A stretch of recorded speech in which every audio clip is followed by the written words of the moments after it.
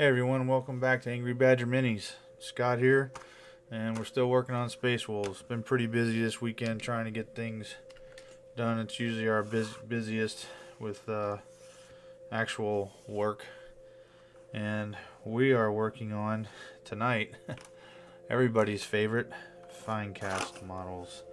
I have what I think, and I don't believe that it's my eyes playing tricks on me, I have come up with a way that I believe might help with the painting process as well as getting details. Now, yes, this is, what we're doing tonight is not going to help as far as, holes or anything like that in your fine cast models.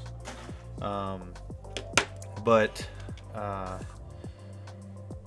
we are going to I'm gonna show you guys, something I believe that's gonna help out immensely. I think with the painting, the resin or what have you, taking the paint, if you will, as well as not having to deal with anything crazy. Now some of this, as you know, the fine cast, or any really resin type thing, you gotta worry about the dust of it. You don't want to be breathing that, and but we're not going to be doing enough that we need to necessarily worry about that. But what we've got here, what I'm putting together at the moment anyway, is we've got Logan Grimnar, we've got this oh gosh, what is his name? I just threw it away. Hold on a second.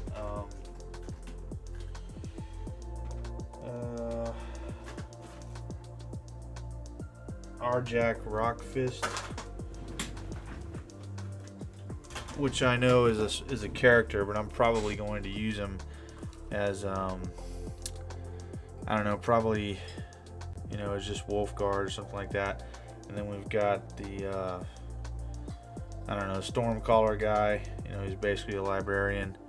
I've got two of those Arjak Rockfist guys. Like I said, I'm planning on trying to use them as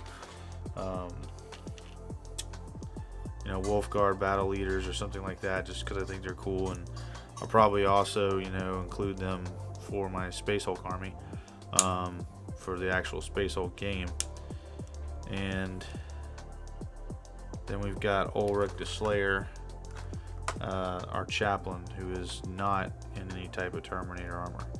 I don't actually have a chaplain in Terminator armor, but I guess if I really wanted to, I could use Ulrich, as a proxy stand-in and just say, okay, well, for this battle, he's my chaplain instead of a librarian, right? So there's that. Let's see here. So I'm glad I didn't cut that off. And I'm just gonna knock some of these burrs off a little bit.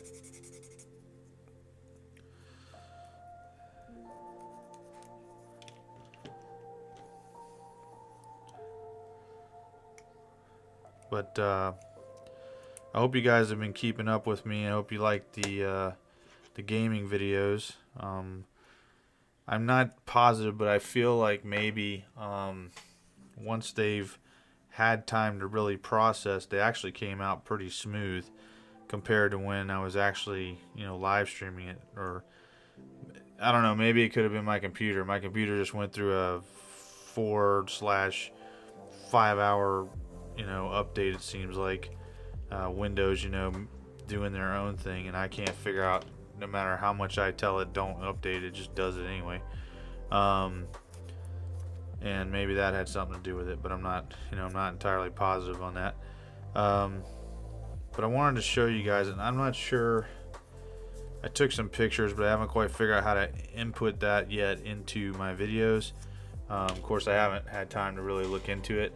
Although we have looked into and have I have figured out how to actually make the videos again, and I have a program to do so, from back when I had some experience, not a lot, but some experience with Windows Movie Maker. but instead we're going to be using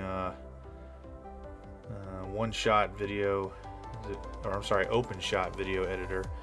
And that actually, I did that when I recorded that Dawn of War video game, and then I did, I used it to practice the editing thing, and then I uploaded it, and seemed like it worked out pretty decently. So all that being said, if you're new to the channel, like it says below, please like, comment, share, and subscribe. And if you like our content and you want to support the channel, we do have a Patreon. Please head on over there, check it out, check out our rewards, and see what's going on, what we're attempting to do. And thank you for joining us on this journey as we work to put together every model that I have, which, if you're new to the channel, check it out on the first video. I mean it when I say thousands. Thousands of models. And that's just Games Workshop stuff. But also get them painted. So and that includes all the terrain and everything like that. We're gonna be doing some terrain making videos as well. Got some content all set up for that, for when I'm ready to do that. But right now we're trying to knock out the Space Wolves army, and go from there. But we this week has been a little busy, which is in a good way for my family and I. That being said, also I want to tell you that what am I trying to say here? I'm trying to do this and talk at the same time. You may want to look into getting a Dremel, okay, if you don't have one. All right, and not just any Dremel or rotary type tool. What you want is a variable speed one, and you guys, I've talked about this before, but it's never more evident to me now that I'm so glad that I bought it. If you can take a look at this, all right, let me turn him around so he's not upside down. If you take a look at this, okay, hopefully you can see, there's some decent detail there, right? Well, we're gonna see what it looks like now. I know the light's not as good up here, but we're gonna go ahead and see what happens. So I have this variable speed Dremel here, and I have a small brush on it, okay? I don't know why the camera doesn't want to pick that up, maybe because there's not enough behind it. Yeah, you see that brush, rotary wheel, and we're just going to put it on the first setting, and we're going to go over this bad boy. I think that there are resin pieces, if you will, inside every little gap. And I also believe that this brush takes off, maybe a very light layer, if you will, which will allow the fine cast to take the paint better. That being said, of course, I'll still be using my go-to, for priming when I do this, because you definitely want to do that. And you're gonna have, I might need a couple coats, I don't know, but we're gonna make sure that we take our time with it. And whether it's my eyes, maybe it's me just wanting to see the detail, I don't know, but it seems like once I'm done going over this with the brush, I see a lot more detail than I did. So something to think about, when you're putting together these fine cast models, if you're still even bothering to buy them. I mean, I agree with everyone, they stink or they suck. So that's really what this video is all about. But that's like, I'm seeing shiny parts on the model, from the resin, and when I go over it with the brush, it kind of takes that shiny away to some extent. It doesn't get it all, but I think it will help exponentially, if for nothing else than to give fine little abrasions or whatever on there and allow for the paint to stick better, you know what I mean? But like I said, when I get through brushing it, if you will, like this, and I look at it, to me, it looks more detailed. And I think I think you might agree with me. Okay. Not sure how I was able to get more light up there, but we did. So something to do with my hand at the moment. Versus, yeah. Okay, I guess we've got some light reflection off my hand, so something I can look at later on.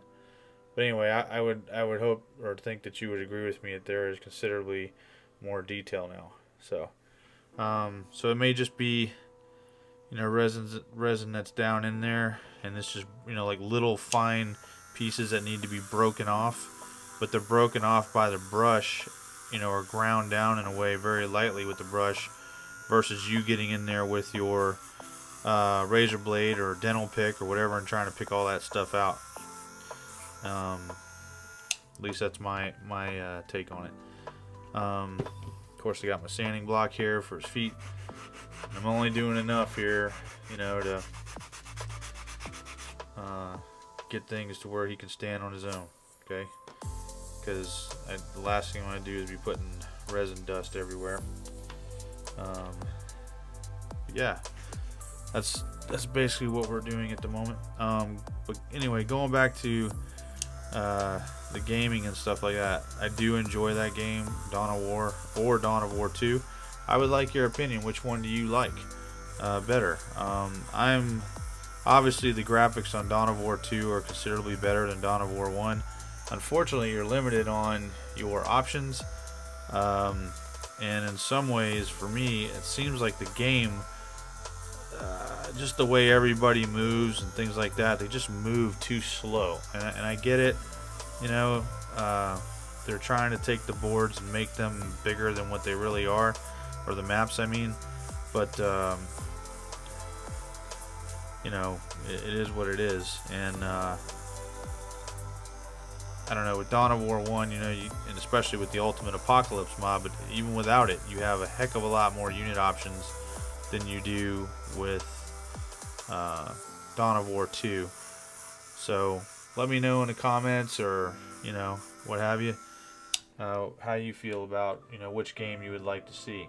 I'm also going to experiment. I have a PS4, and I think, I mean, unless I can get it to work on here, because this isn't the best computer in the world, I may have to just do it as a separate video or something. I'm not sure, but you may want. I'm going to try to play Space Hulk Deathwing as well, which is also game, you know, Space Marines or whatever, Games Workshop, and I'm going to try to play Space Marine as well, because again, I like, you know, all this stuff, and see if we can't, you know, either, you know, live stream it or whatever. I may have to move to doing it on Twitch or something like that, and then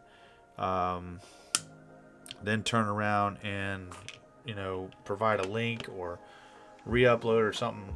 There's supposed to be something on PlayStation to where you can record it and upload it or something like that, and it's supposed to be free or whatever. I don't know if it's Share Play or what the heck it was. Somebody just told me about it today, a friend of mine. So, you know, something that I'm looking into. I forgot how much this one actually has to get ground down. The top of this guy's hammer is considerably, once you cut those pieces off, it's considerably uneven, and there's almost nothing you can do about it. But let's see here. And I want to thank all of my 25 viewers. Really appreciate, you know, or subscribers rather. I want to tell you I really appreciate you guys, and it does give some motivation to keep going on the channel.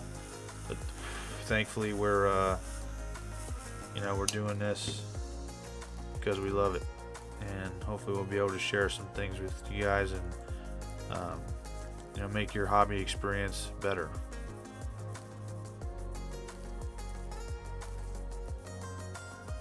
So again, when you're dealing with fine cast, be careful with the dust, okay? You don't want to be breathing this stuff in. I don't, you know, I'm using very minimal effort, if you will, to get what I want. And as you can see, I'm moving everything off so that I'm not breathing this stuff in. I also have it, you know, farther away from my face. You know, you start really sanding down on stuff, you'll get those fine particles in the air, and it's just not good.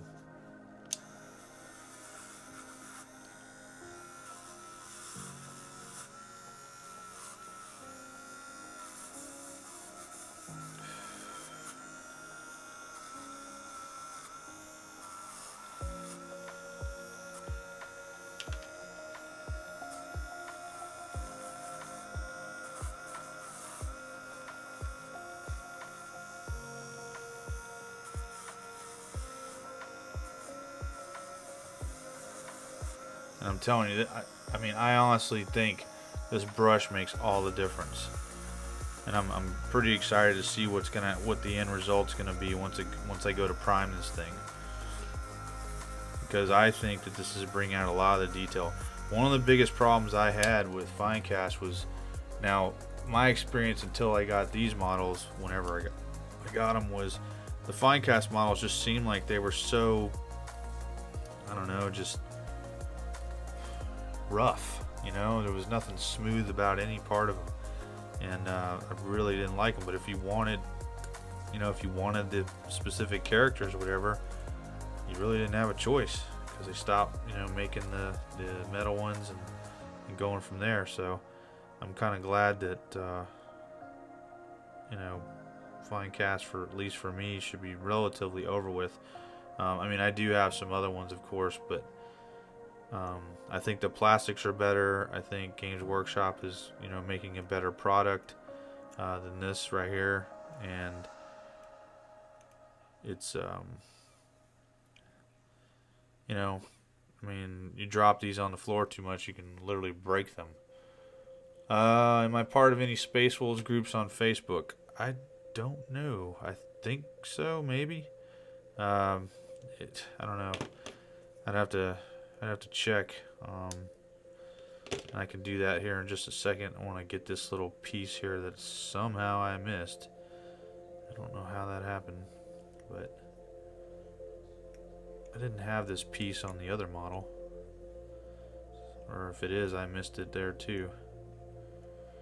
Let's see here.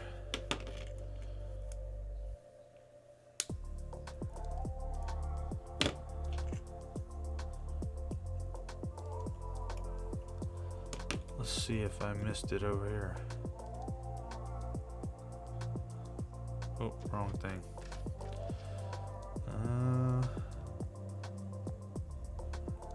Nope.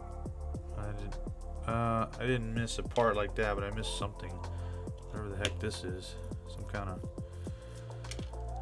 little tendril thing hanging off here.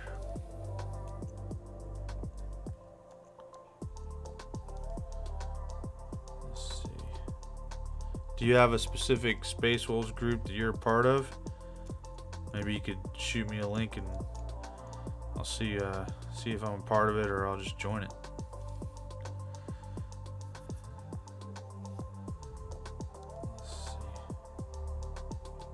Yeah, there's some kind of mold line going on this one. It's pretty crazy mold line. We can get it off though, no problem.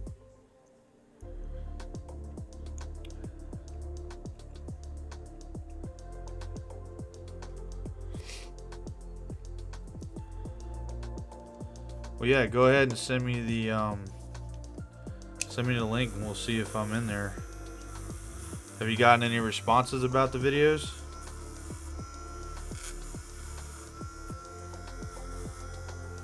Or anybody say anything?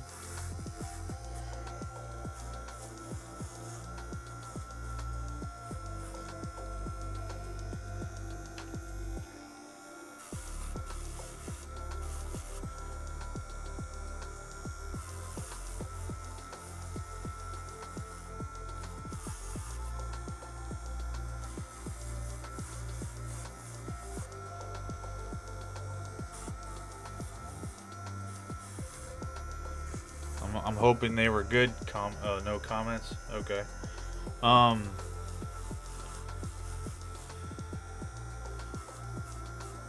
Did you see the or watch at all the Dawn of War 2 stream?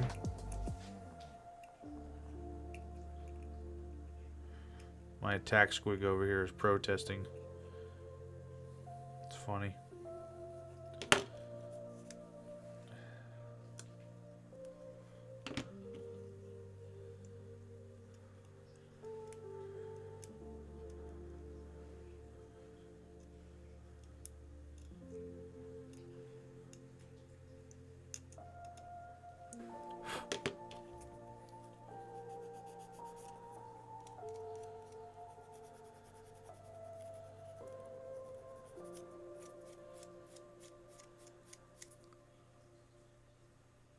Right on.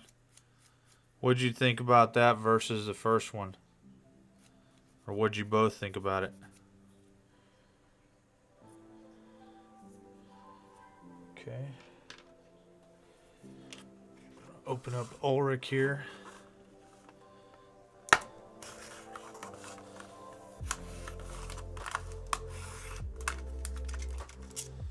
Of course, we're gonna have to put Ulrich on a different base because that's how old these models are.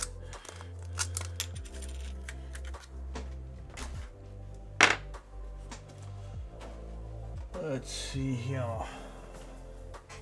Once I get done with putting these guys together and on a base, this will be the should be the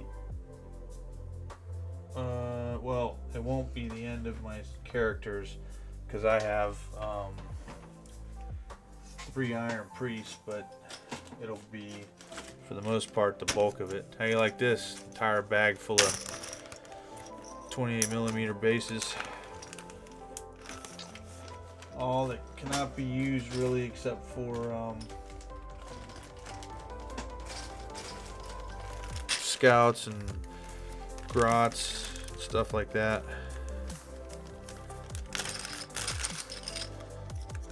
What? Oh, yeah, that's the right one. He's not in Terminator armor.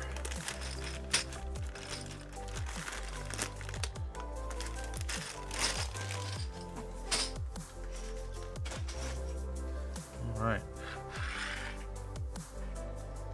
So let's cut old Ulrich out. I think at some point I could have swore I had a metal model of this, but I don't know. I could be mistaken. And if I do, I don't know where it is. Maybe it got thrown away by my ex-wife. Who knows? A long time ago. Let's see.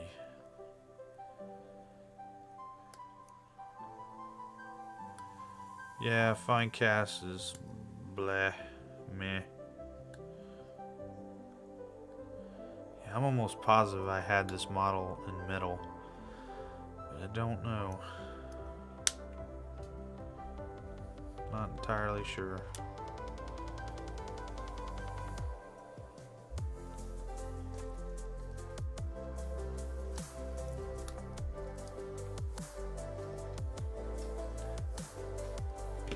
Did not want to let go, that's for sure. What in the world is going on here?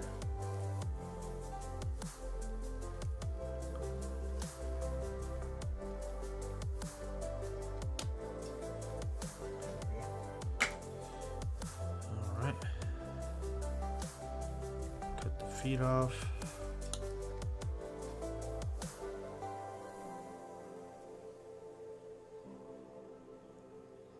Oh, well, yeah, I get that, but I meant like as far as graphics and gameplay, was it good to go?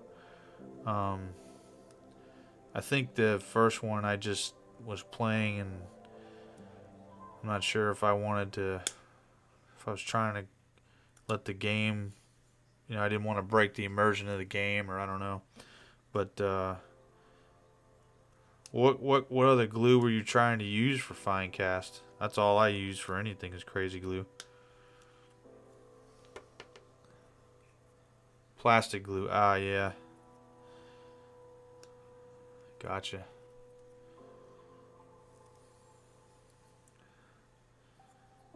Let's see.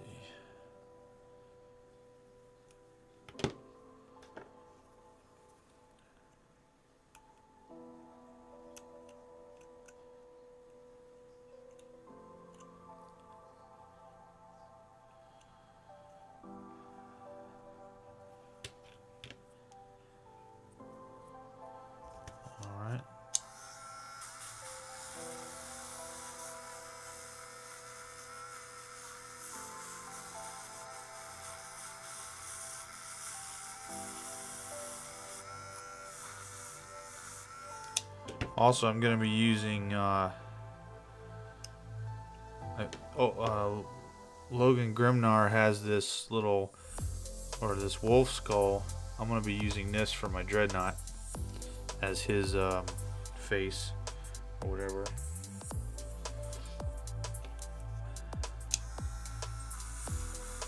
And if there's a way that I can potentially magnetize it, I might, because I can make Murder Fang, a Veteran Rule Dreadnought, some other I don't know, a couple other Dreadnoughts out of it, but I don't know, we'll see.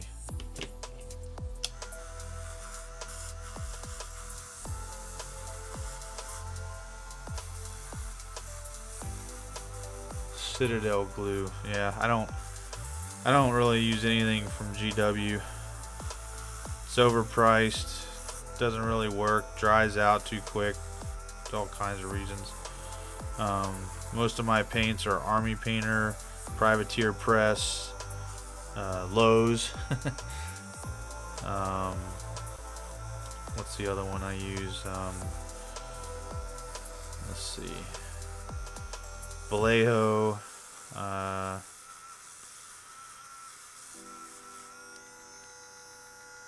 And I think I might have a little bit of Citadel stuff, but not much. And I buy the Army paint sets, that you can get on Amazon or eBay or whatever.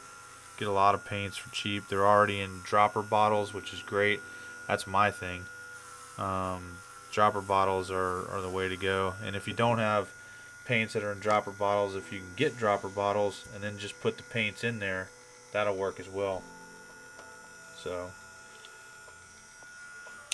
I see that I may have lost you there, Cameron, but hopefully you'll it's not me and it's you. And that you'll be back here with us soon.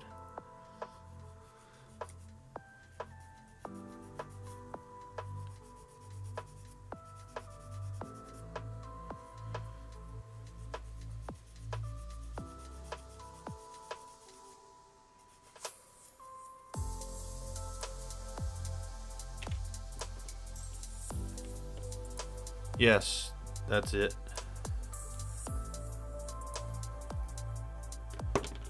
I don't know. Maybe you are here, or I don't know.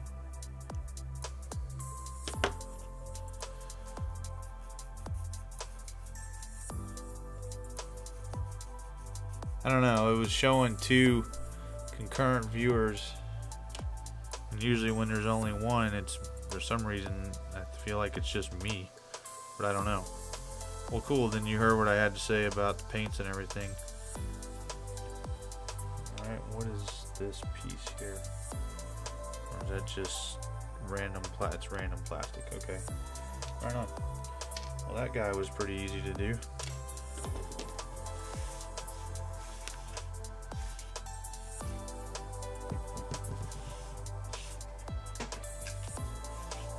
Alright. So the thing here is that I have to make the decision on is that I would prefer, especially Logan here, who appears to be shorter. I think it's because of his stance. And actually what I would prefer to do with all of these guys is put them on, rock, So let's go ahead and do that. Let's turn this into kind of a terrain video live stream kind of thing in a way. So what we're gonna do, because that's what I want to do, I mean, I don't have to go crazy, but Logan is going to be probably higher than all of these guys, and the rest of these guys can all be relatively one layer. So let's see, where is my basing material? This is the only issue I have when I clean up everything. 1 second.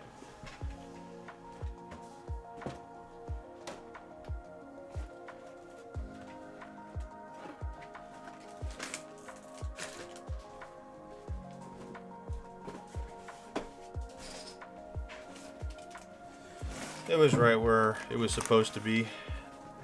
typical for the course. Put it where you won't lose it and you still lose it, or then you lose it.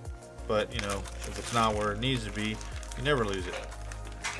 It's crazy how that works, isn't it?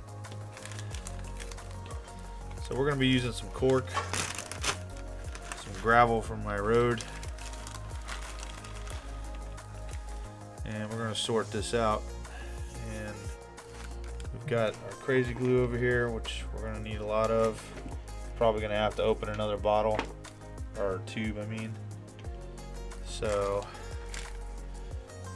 first, what I'm planning on doing is I'm going to, instead of using Logan first, I'm going to do these other guys first, so that way we know that we have the right base height. So you don't need anything crazy. I mean, you don't have to get crazy with trying to figure this out. Me personally, when I put this stuff on, I like to leave a little bit of the base exposed if I can, even if it's just a little bit. But I like to do that because I want to be able to put other basing material down, sand or something like that, so it's just not one big giant cork mess or a cork piece.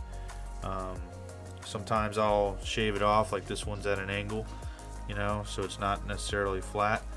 That's not going to work for this guy, but this right here will. And it might be kind of an interesting round piece here to put it in such a way that in front of him, because I mean we don't really look at the back too much, but in front of him I can put, right here I can put some other little rocks or tidbits or whatever that kind of bring some life and character to the base. I typically will put the glue on the object first, and the reason I do that is because in my mind the glue is going to fall because of gravity, and if I glue the base first and there's anything causing the this to not necessarily be flat, the cork specifically or a rock or whatever, it will drip down in such a way that it'll bond. And at least that's my theory, and it works. And then I'll just go around and put a little bit of glue at the base just to marry it a little bit. And I'm not going to get crazy trying to get underneath there. We just we'll leave it as it is, because eventually we're going to prime this and you're going to have glue that seals it up and everything else as well. So, and then he's just a chaplain, if you will, even though he's pretty BA or badass. We're going to go ahead and glue him to the base here, or I mean to the cork. And this is the time that if you've got any models like this one that have different feet, or their feet are in such a way that it forces the model down, like their face down, if you don't want that, then this is the time to fix it, because you're not going to get much time to do it later. And once I've got that on there, again, you saw me glue from the bottom of the feet down. Then I just put a little bit on the toes there, just to kind of create a seal, if you will. All right, now I have not put his pack on, and that's okay, because I want to make sure that this is good to go and that the pack doesn't add any extra weight or whatever, forcing him away from the way that I need him to stand on the base. Okay, now knowing that I am going to add sand later, I am going to look for smaller rocks. But if I'm correct in my assumption from last time I was in here, I may not have rocks small enough. And that's another, yeah, see, even for me, I mean, this might not be too bad, this rock here that you can see. Let's just see.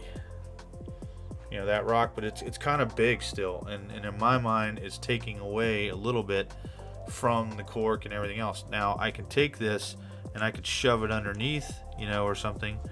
Or, tilt it up or something like that, like I like to do, to kind of make it blend in a little bit, like it's part of that, and that looks better to me.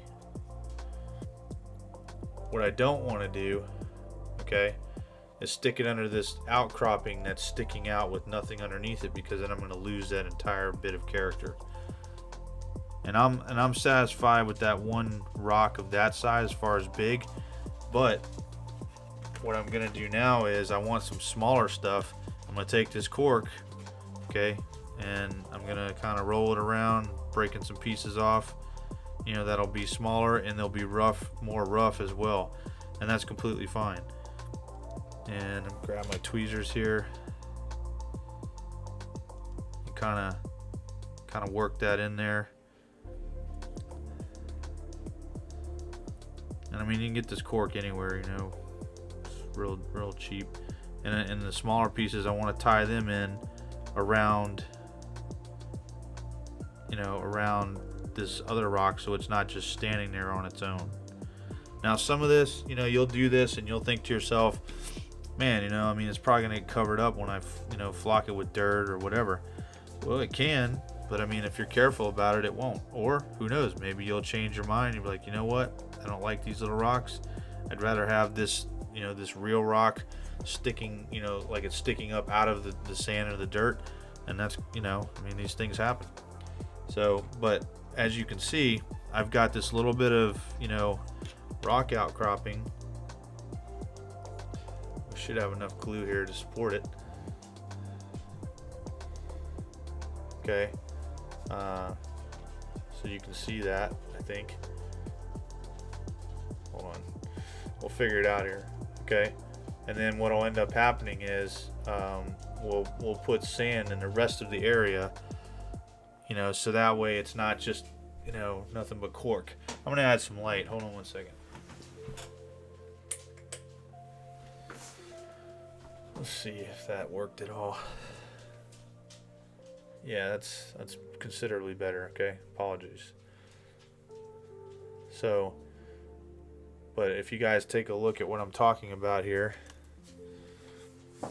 you know, you've got this little rock right here. You've got this outcropping. You see how my pencil goes underneath it, like that. I don't want to lose those bits of character. And I mean, you know, the average person may not even notice it, but it's not about the average person. It's about you and your army and what you're going to enjoy. So, I mean, if you're entering a painting contest, you probably definitely want some character added to that. And there's nothing to stop you from putting stuff on top of here too, which is, you know, the first thing I'm thinking about. Because why? Look how flat that is. I mean, you may not want that, you know, and I don't. I wanna have something, you know, a little something here that's going to add some flair or character to this rock, so it doesn't just look like a flat piece of cork. And it doesn't take much. I mean, it takes literally nothing at all to give it a raised, you know, a raised appearance. And you don't need much and you don't want to put much, because you also don't want to get in the way of where you're going to have to paint if you struggle with that.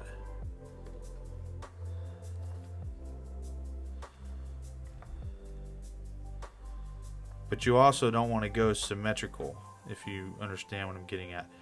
And really what I mean by it is, don't, you know, kind of think, you know, would this look this way? You know, does it, you know, look for opportunities to put randomness into your basing.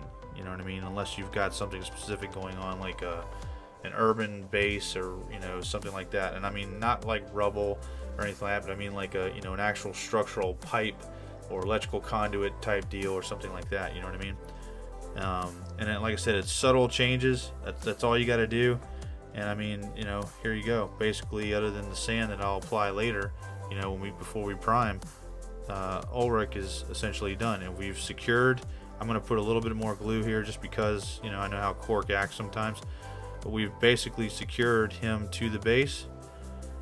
We've got him as high as we want him to be to denote him as a character, so he doesn't, you know, he kind of stands out a little bit from the rest of our army.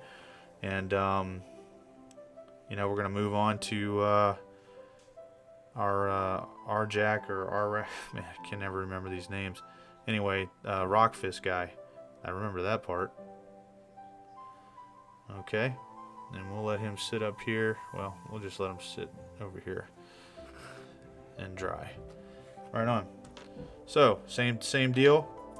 We want to look for, or we want to create, you know, with this cork, you know, a basing element for him to stand on to, you know, raise him up. Now, see how we've got this flat edge here? Well, obviously that's not necessarily going to be the case. So what I'm going to do is I'm going to cut some of that out. And I'm kind of liking this, you know, what happened, that random you know, half moon kind of shaped deal that happened with Ulrich. But, you know, at the same time, I don't want all my stuff looking the same. So, again, I'm going to take a look at this. All right, so this isn't going to necessarily work. I need something bigger, okay? And because of his stance, this will work. And what I'm going to do is I'm going to cut off at an angle here in the back, just kind of chip away at that some. And I may have broken the part that I wanted, but that's okay because we can glue it back. You know, it's no big deal. Get his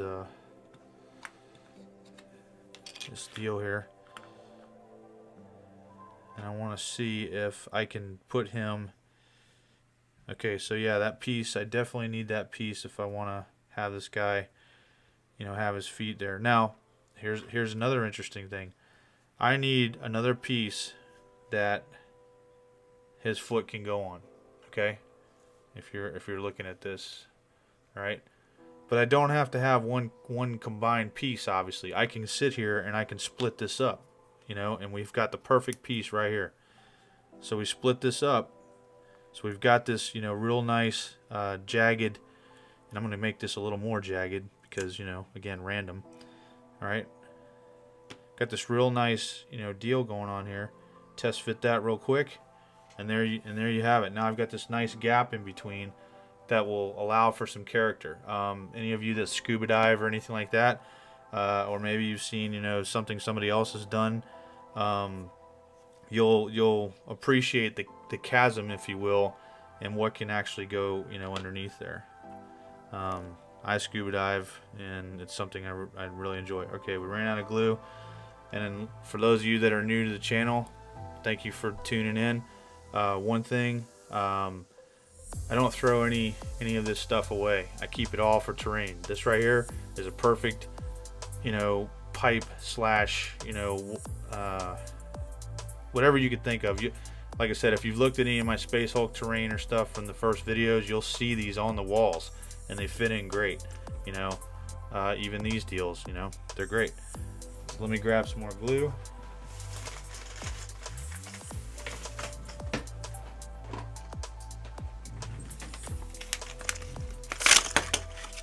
Again, Crazy Glue is my choice of glue, but it is not, I am not sponsored by them.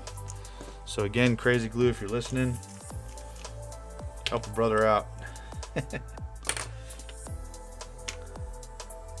All right.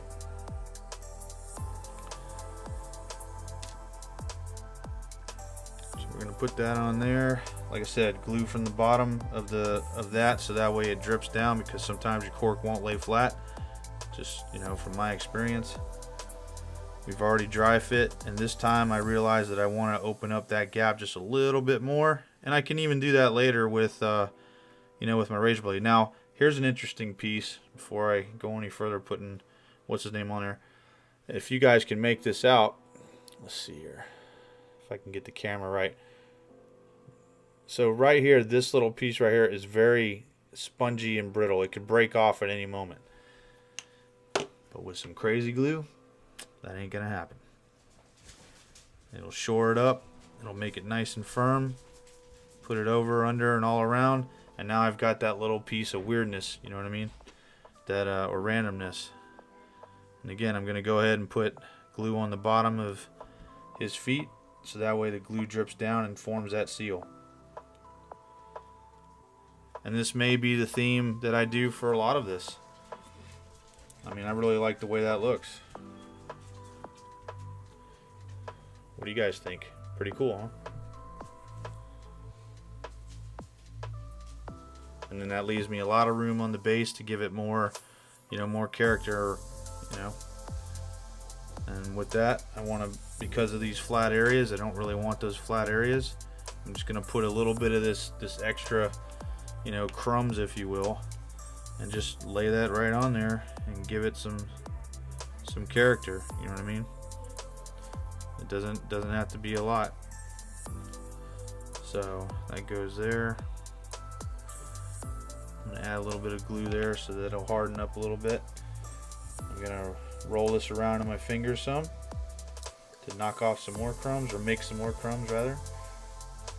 I'm gonna break that one up a little bit. And I'm gonna place those down below because I need well, not specific, but I need different rock sizes. And rocks aren't always gonna necessarily be next to one another either. Now, you won't, I can't, well, maybe I can lift this up, I don't know. No, it's not gonna work, it's gonna roll. What I wanna explain to you is, I've got two small rocks here that both of them have that they come to a point. And both points are now facing in the same direction. That could probably work for a windswept terrain type deal, but not in the, you know, if we're being realistic here, you know, the wind would not, you know, shape it that way on the inside of the rock, pointing underneath this outcropping right here. So one of those needs to turn around or roll over, and so that's what I'm doing to try to put as much randomness as I can and turn it around. All right. So that's gonna go there. Oh, and you'll have that. And I just essentially helped, in a way, almost glue my base to the mat. But that's one thing I love about these mats, is they can come off pretty easy. All right. I'll wipe the glue off the bottom here. Help it stick to my fingers, because you know that's what we do, right? And yeah, we're just adding, you know, again, we're just adding character where we can. Just a little bit, doesn't have to be much. And then for this piece, we don't want to forget the back, because we've got this big open area. And it's not that we necessarily need, you know, a lot back here. We just want something, just to you know, I mean, think about it. You've got this crack in the rock. I mean, how did it happen? Did it just crack and there was no debris, or debris, depending on where you're from? No, of course not. Perfect. Okay, I'm gonna go ahead and let that dry for a little bit, so I'm not messing around with it. And we're gonna move on to Najarl, or Najab, whatever his name is, Stormcaller. We're gonna build his base real quick. And I'm actually gonna clean up this little puddle of glue here real quick. Alright. And we're gonna do the same thing. Remember now, for those of you that are, you know, here, if I wanted to add snow, what would I use? Sorry it took so long for me to see that. Well, there's all kinds of stuff you could use. I mean, you could use baking powder. Matter of fact, you know, cool tip if you didn't know this, baking powder will instantly cure your crazy glue or super glue. Now, the only issue that you'll have with that is you could potentially get buildup.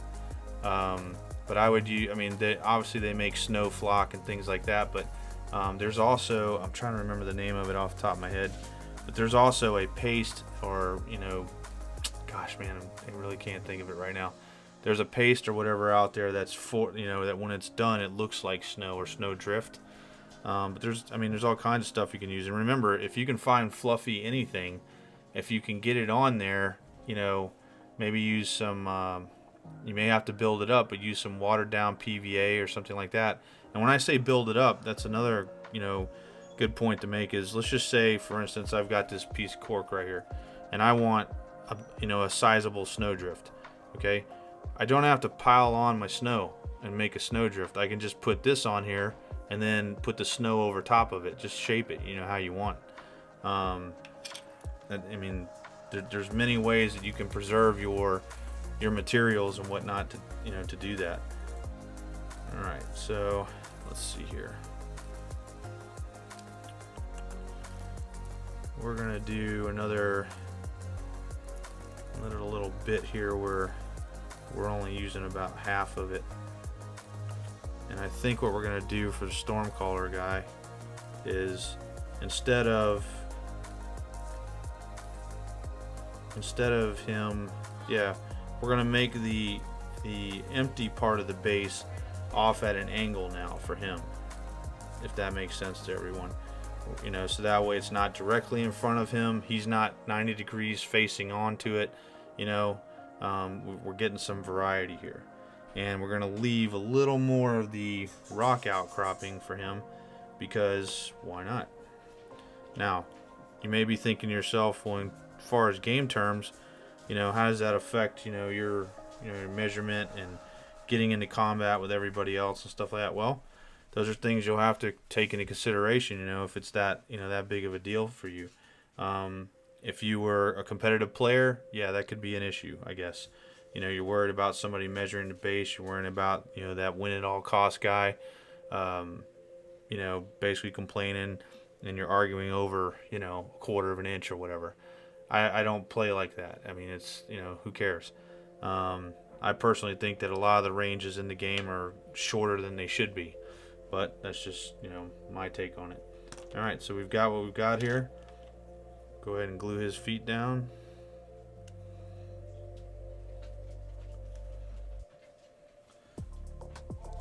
Because again, this army that you're building is about, it's for you. It should reflect your character and all the hard work that you put into building this thing. And painting it. Because nobody else is going to paint it for you unless you pay them. Alright, so this one, I just found this tiny little rock right here. I don't know if you guys can see that very well. I'm calling it a rock, but this piece of cork that looks like a perfect piece. It's even got the round excuse me, round shape that I would like to have, so that it fits right at the edge of the base, and this will work out perfectly. But I don't like that it's directly in front of him. I don't like that. So I'm going to slide it over to the side, because again, character, alright? You don't have to have everything uniform. And of course, that's coming from the guy that seems like he has OCD about everything. But yeah, you don't have to, it doesn't have to be uniform. Let's see here. This is why I have tweezers. I'm over here fighting this. And now, one little thing you might run into with cork is sometimes static electricity, and it does happen. That's what I'm dealing with at the moment right now. This one does not want to play ball. And again, I'm just trying to put little bits and pieces of crumbling, rock, because I've got another outcropping right here. And I mean, you would have something down there. It didn't just, end up that way.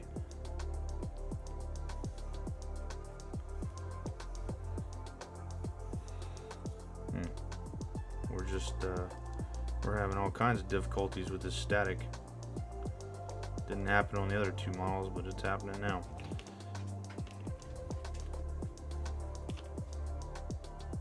Yep, look at that. Oh goodness. Alright, so I'm just gonna come from above and drop a little bit, and that kind of brought them together in a random pattern, and that's perfect. And now I'm just gonna put a little bit, up here on the top, somewhere. If I do have one pattern going that I kind of wish I wasn't doing, but I feel a little limited on the fact that I don't want to limit myself on being able to get in there and paint. And that's, I'm putting some of these the rock and whatever up top, on specific areas of the feet that are the same as the other models. And so I'm having to be conscious about not doing that. And, it's not hard to do, just something to keep yourself aware of. All right, add a little glue, and he's done. Yeah, that looks nice. Let's see if you guys can see that. Get some light here. Everybody sees that okay? You can see all the outcroppings and the added, terrain, so it doesn't look so flat. And again, that, it may change, but this is, this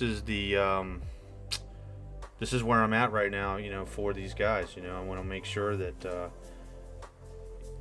that I'm getting this part you know, taken care of long before I paint, because I'm in agreement with a lot of other miniature, you know, painters and stuff like that I've, you know, noticed on YouTube, that a lot of people wait until the very end to do their base, and it's kind of an afterthought, and you know, it shows in a way, I guess. So all right, so we've got another rock fist guy, but we do not want to do the same thing with the split, you know what I mean? We just don't want to do that for this guy, because I mean, then they would look exactly the same, or mostly the same, we'll put it that way. We've got this over here that seems to be, the question is, can we put this guy on here? Looks like we can. And can we put him on in such a way that he's opposite and it's going in the direction that he's looking? Maybe not. Let's see here.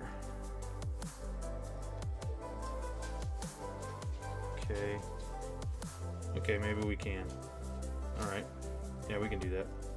So it's gonna look not as similar, but close to what Ulrich the Slayer's rock outcropping kind of looks like.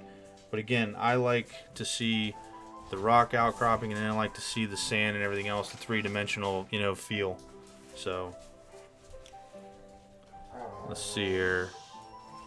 Put some glue on that. Okay, we're good there. Oops. I don't know why I thought that was dry. Okay. And we'll just add a little bit of, ooh, this looks really nice. So this actually looks like a, you know, a real rock formation, which is what we're going for when we start breaking things up, if you guys can make that out, okay? And that's a perfect piece to, you know, to tie in a little bit. And let me show you what I'm gonna do. I'm gonna add that on the side here, so we will have a slight gap. Just gotta use your imagination here. Slight gap there, and then I'm gonna add on the top just a little bit, because I'm not digging the flat look at the very top with it blending in with the flat that he's standing on, but that's okay, because I'm just going to take a little bit of this, we'll call it dust if you want, you know, dusty rock or whatever. And I'm not quite sure the camera will pick it up as well, but when we get to painting this stuff and I've got the camera, you know, zoomed in down on this stuff, you're going to like it, I promise. Thank you, Cameron. Let's see here. Yeah. Trying to get that, what might be kind of a natural look a little bit. All right, yeah. So now if we take a look at that, hold on, let me get this right. See how it's no longer flat on top, but it looks like, you know, it did in fact break. And then we, like I said, we've got three-dimensional character all the way around. And now, again, I guess I'm kind of taking a lot of this, you know, stuff from my diving over the years, scuba diving, whatnot. You know, this is some of the best terrain, you know, that you dive in doesn't have, you know, just flat bottom and everything's the same. Cuba being one place in particular. And now that whole open area right there can be whatever I want it to be. If you think about this in terms of space wolves and snow and that kind of thing, this can all be, you know, snowy rock and whatnot when I'm done painting with it, but right in here could be nothing but ice. You know what I'm saying? And just paint it to look like ice. So there's all kinds of stuff you can do. And I'm just going to add, you know, just a, well, maybe less is, nope, I was going to say less is more in this case, but it's not. I need to put something down right here to break up how flat this is in between his legs there, because I don't like it. And it doesn't have to be something huge, you know, just something, you know, to give it some relief. You know, nothing big.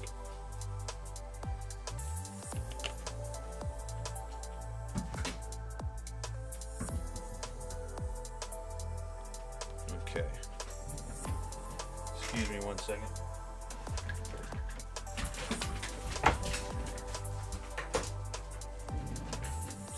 My attack squig wanted to bring a ball in here and it would have probably got a little loud. So, alright, so he's done as far as his base, and now we're on Logan Grimnar, last base. And remember, we're going to make this guy go 2 layers high. Okay? Or somewhere around there. Okay? We don't want to go too crazy, because obviously we don't want this guy like way up here, and then, you know, it's necessarily a line of sight issue, I guess, for some people. But there, you know, I'm trying to think how I would like to do this, because he's got a smaller.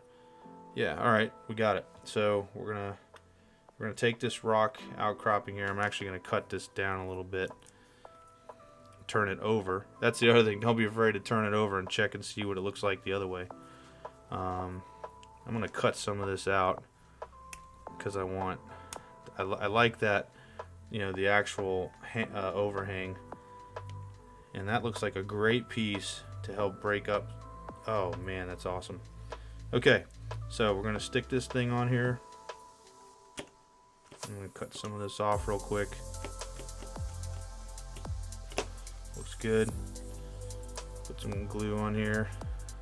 Actually, now that I've done that, we have another way that this looks, and now I like that better because it's definitely less flat and unnatural. Okay, see how this works? Man, you can go crazy with this stuff.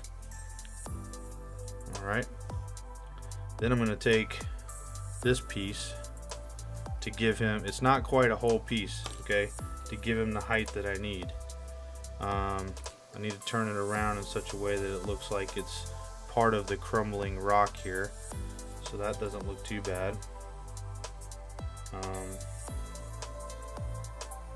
And since to me he almost looks like in this pose that he's kind of like lunging, you know, I don't see the problem with putting him on here, since it's really only like he's almost going to jump off the rock, you know, to, you know, cut someone's head off with his power axe. I mean, in my mind. Alright, so we're going to glue that on there like that. And you may be saying to yourself, well, he's not center of the base. He doesn't have to be. Doesn't have to be.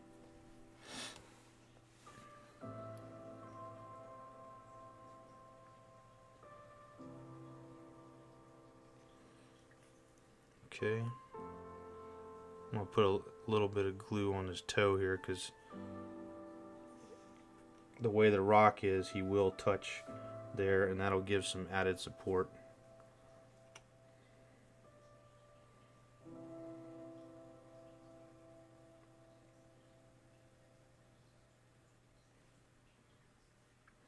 Now, I was a little excited before I did this video or got on here, and I did put his cape and stuff on, so I've got a little bit of an issue here with it wanting to pull back. So we just got to be careful we're not bumping this thing around too much, but I think we're gonna be okay. But I mean, that to me gives this squat, you know, Logan Grimnar that I'm not real happy about the model. It gives him actual character. I mean, now he looks, you know, formidable. He looks like, you know, he's legit. He belongs up there. You know, he's an actual leader. You know what I mean?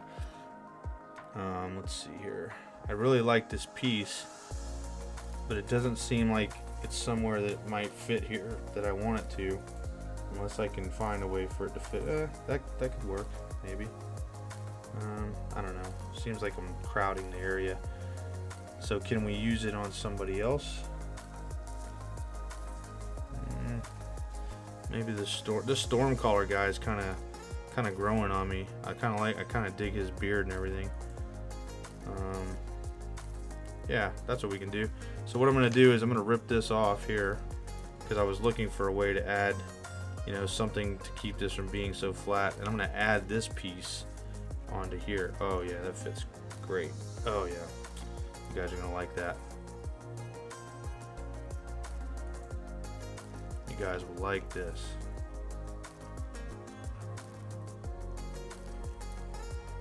Don't throw anything away either, man. I mean, You may think, you know, okay, well, I based everything, I got all these crumbs, whatever. Put them back in the bag.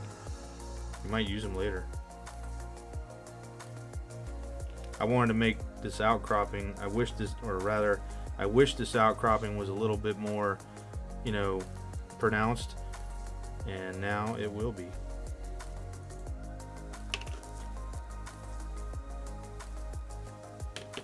Oh yeah.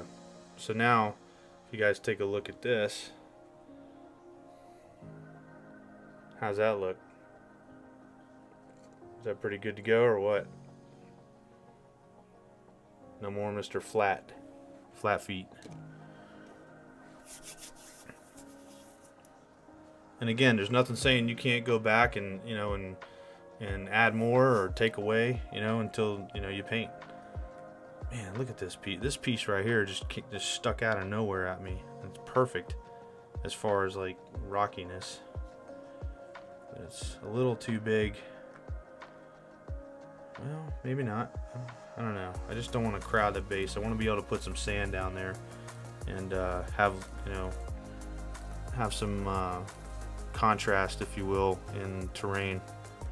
Just trying to see if there's anywhere that this piece can fit, and if it can't, that's fine. We'll save it for somewhere, some other thing. Right on. Okay, so I think we're good on that. We didn't actually really use any of this gravel. I guess we didn't really need to. I mean, we did one piece on Ulrich, and I'm looking in here. I don't really see anything that's small enough that floats my boat, so I'm not going to worry about it. Not, you know, you're not going to see it anyway. And again, I can always add it again later. All right, so what we're going to do now, I'm going to clean this area up real quick, fast, and in a hurry. And we're going to finish putting these models together with their pieces.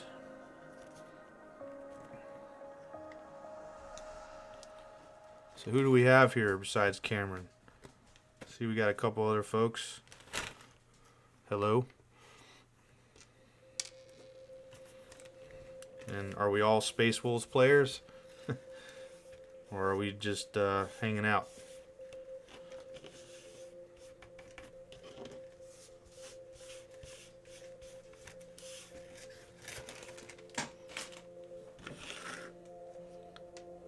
Alright.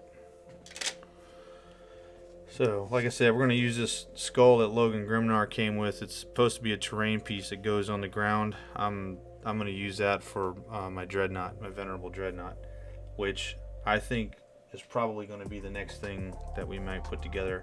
I've kind of stayed away from putting the troops together right now because I do need to, I don't know, I need stuff. I need those, what you call them, those shoulder pads that I wanted, and they're not here. So alright, put his axe together and he will be done.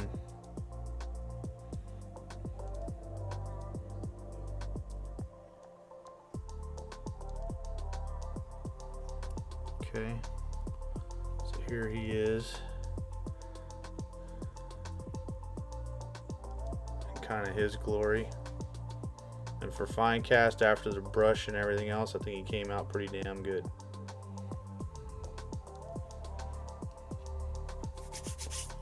Alright, let's get this rock fist. Nope, that's the last one we just did. We're going to do this one. So, what the heck? How did I miss that?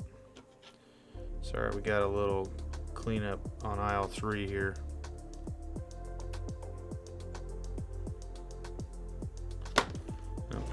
Somehow I missed it. Okay. I really like this model a lot.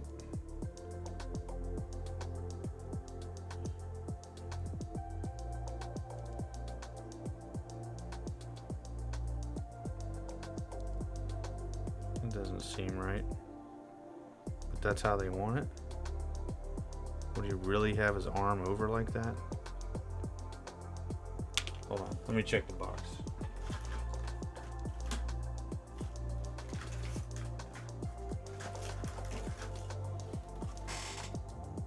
Sure is. Wow, okay. This dude's really swinging this thing. Like, legit swinging it. He's like got that thing cocked back. Almost like he's ready to throw it or something.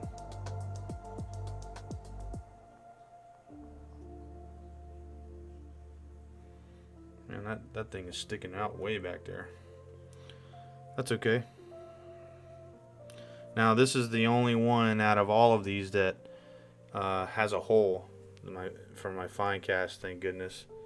It's got a hole in the shield, but I'm not going to sweat it. In my mind, it's battle damage, so I'm not even going to worry about it.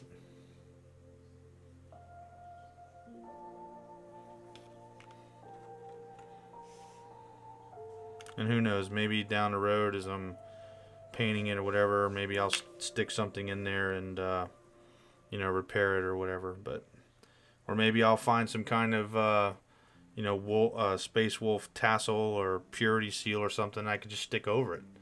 You know what I mean? Matter of fact, there's the idea. I have plenty of purity seals. I could put it right over top of this and just run it like, you know, in the direction that the wind is going, so I don't have to, you know, have it sticking out or anything like that. Hell, I could even probably bring it up and over it if I wanted to.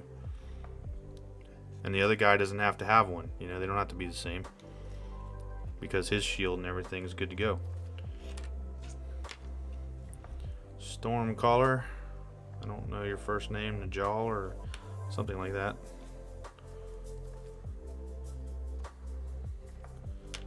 And he's got this bird that goes on his shoulders.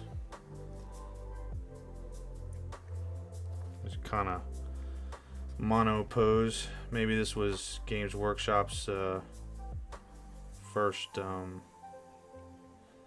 attempt at making us buy mono pose models. I don't know. Probably not, but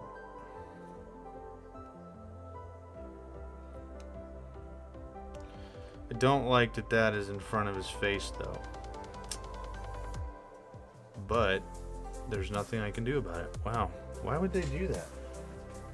Why would they put that in front of the guy's face? I mean, in the picture it's not. It's down below. So something's off here.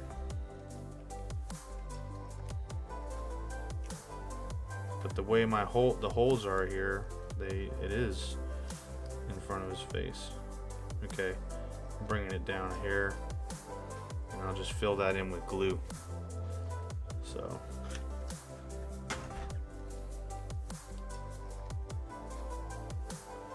we'll let that sit for a minute. Got another dude here, rock fist guy.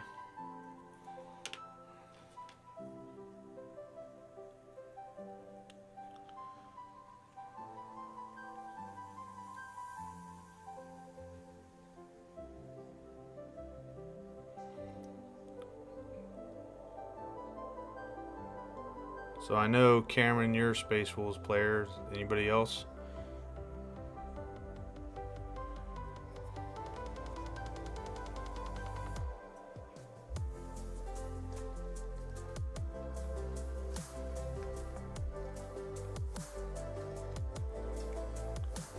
Okay. Now, it's usually like the last one. You get an arm or a guy with an arm that doesn't work or something. I don't know. Crazy how this works sometimes.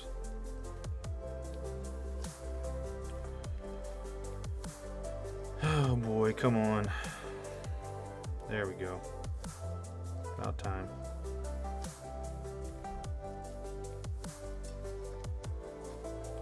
I'll have to be extra careful when I go to prime and paint their faces. And if they upset me too much, I'm probably going to drill their faces out and put a helmet on. I don't know if I have enough Terminator helmets for these guys, though. I'm sure I could probably get them for bits and pieces, maybe. Alright, so this arm over here is not playing ball. I do not like what's going on with this Stormcaller guy with his arm back here. So what I may have to do, if I want this to work out wait, I might have fixed it. Is if I haven't fixed it, then what I may have to do is I may have to green stuff back there, or you know, do something to fill in a gap.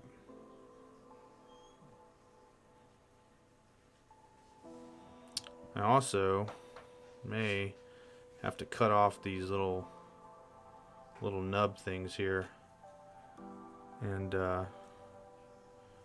position it the way that I would like it to be instead of in the holes. I think that might be what we're gonna have to do. No, I'm just gonna fill that in the back. We'll be good to go. I don't even know if I've actually seen anybody use this guy before. If any of you have, you know, let me know.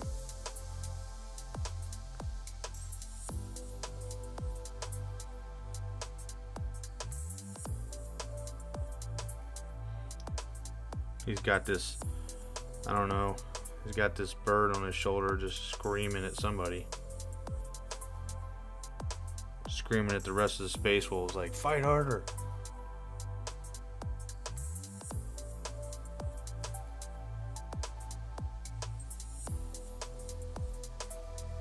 Okay.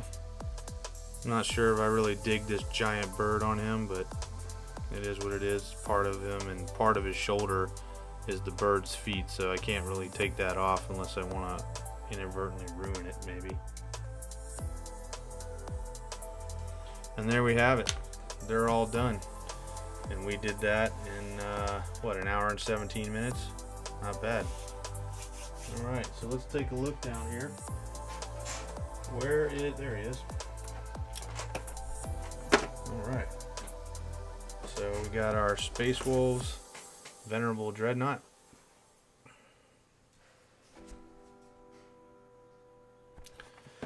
And it's showing it's already got a head, so I guess I didn't realize that. But as you can see, we can make Bjorn the Fell-Handed, Murder Fang, or what have you. And what I plan on doing with this guy is I plan on using the Space Marine helmet or the Wolf helmet. I haven't really decided yet. And if I can work it, I want to use this sarcophagus here. I may not be able to, but we're going to see. And then, like I said, magnetize where I can do Murder Fang or whatever. But one way or the other, we're going to be using these, you know, these claws. One way or the other, that's going to happen. I'm not sure exactly how we're going to pull that off yet because of all of the various furs and things like that. It almost looks like to me they gave me multiple arms. And if that's the case, that's great. So let's crack this bad boy open.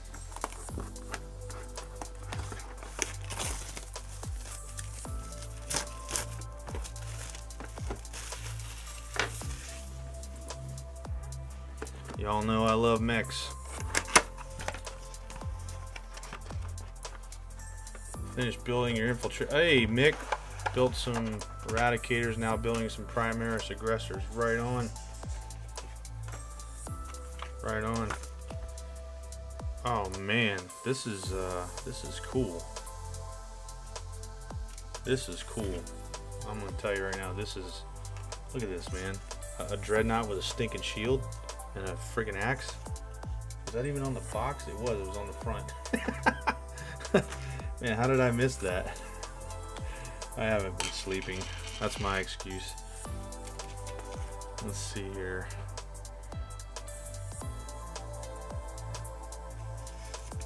Heck yeah, man, do it. Let's see. Alright, where do we want to start it? Well, first I want to see. Okay.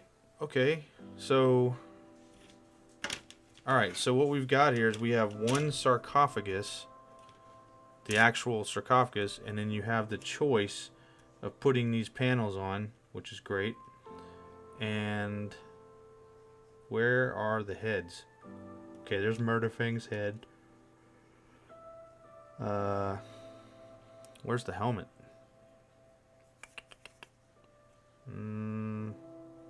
Oh, there's the helmet. And what the heck is that? I don't even know what that is. Yeah, I don't know what that is. And I do not see... I don't see the wolf's head.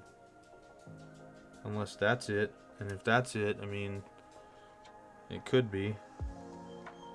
But Logan Grimnar's helmet is, or I mean, wolf skull here is bigger than that one. Maybe it is. I don't know. Weird. Okay, well, let's get started. We gotta find a way to magnetize using the shield and the claws and stuff like that. So we have to find a way to do that.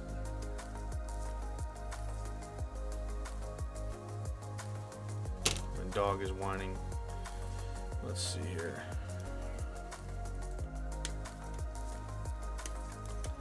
All right.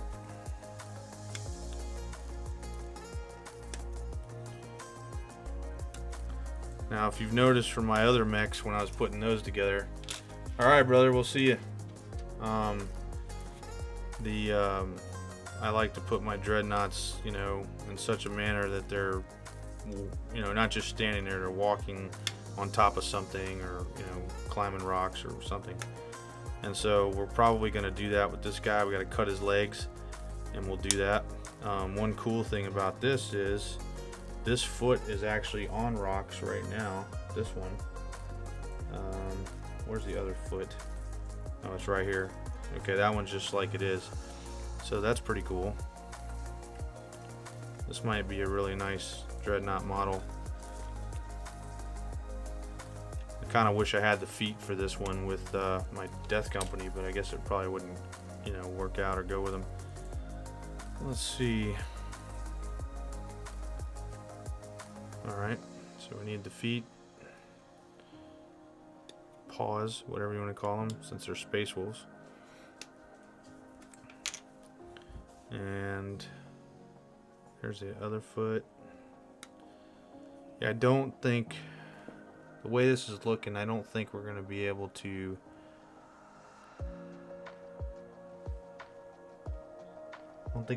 magnetize the heads. To have Murder Fang, whatever. I mean, maybe I could probably trim it back or something, but it looks like it wants to glue into the sarcophagus, kind of like one of the other ones did on one of the other models that I had. Okay, so where is the base? There it is. Actually, I don't need that right now. I'm surprised that this one didn't come with the decorative, you know, the decorative base. That's interesting. I wonder if this was made beforehand. And I have a decorative base coming. I wonder if I should wait. Decisions. No, we're not gonna wait. We're gonna go back to our cork, and we're gonna do something. Make this guy legit. Alright, let's see here.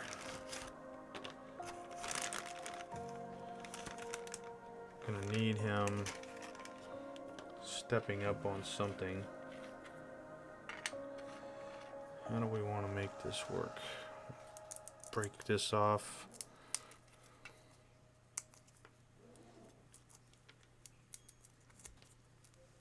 And I'm just doing this random. I don't even, you know, I'm just trying not to break it completely apart. See if we can get this foot to fit in there so it looks like these rocks match. But actually, now that I'm thinking about this, what I probably need to do is put this rock or foot down here so that we've got a little bit of a height, you know, deal. And then we can make this foot here. Then we'll dry fit this. I have blue tack and stuff like that, you know, to do it, but it's all downstairs and I don't feel like bringing it up. Yeah, that was a better decision. I don't think we could have made it the other way. Yeah, I like that. The only thing I want to do is twist that foot around so that it's not, you know, straight out or anything. And I don't think I can push this toe down, but if I can bend this toe, yeah, that's some pretty hard plastic. I don't know if I can do that. Nope, it does not want to play ball. Maybe I can cut it. I'd have to cut it from the bottom. That's not really going to help me. Nope, we're stuck with what we got, so I don't want to break the model in the process of just getting a tiny bit of the toe to bend. Okay. Alright, so let's put this here, line that up, and we'll go ahead and glue this foot down. That way we can move the cork around if we need to, and I'm sure we'll need to, so no. Get that in place. It's almost perfect. Almost. Put a little glue in there to stop it from moving around on us. Good. Alright, so now, again, try fitting this. You need to get yourself a dreadnought. That's next on your list, man. I hear you. Shoot, man. I got a bunch. I probably should have sent you one. Let's see here. We can have this outcropping a little bit, sticking out. But again, what I'm looking for is the toes pointing almost out.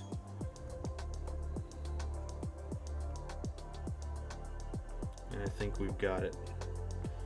By George, I think we've got it. Sound like my dad back in the day. Corny.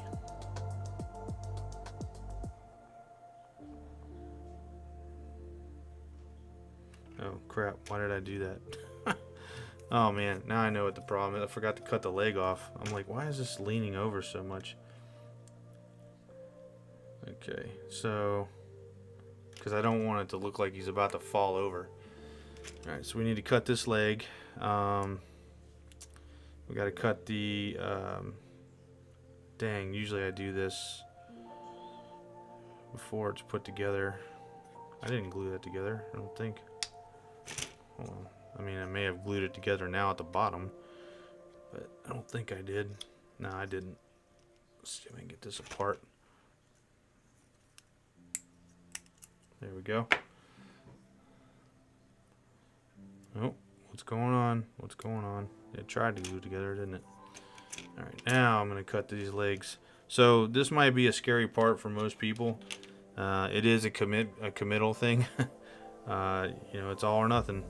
But I promise, you know, the end result is legit. I mean, if you see my other videos, you'll see what I did with the Death Company guys and stuff.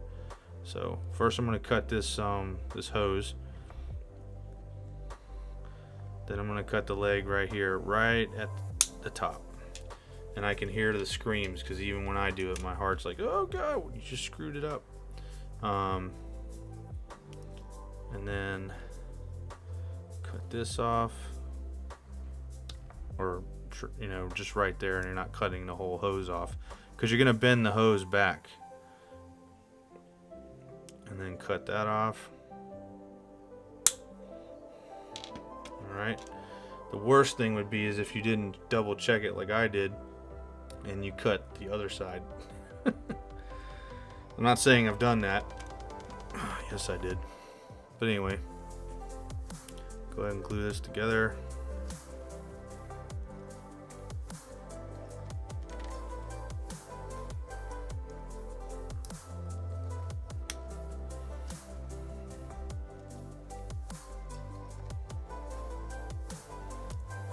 Sit for a second, but actually I'm not gonna try to trim this up right here. You may think that's what you want to do, but you don't, because if you trim that up, you're not gonna have what you need to reach.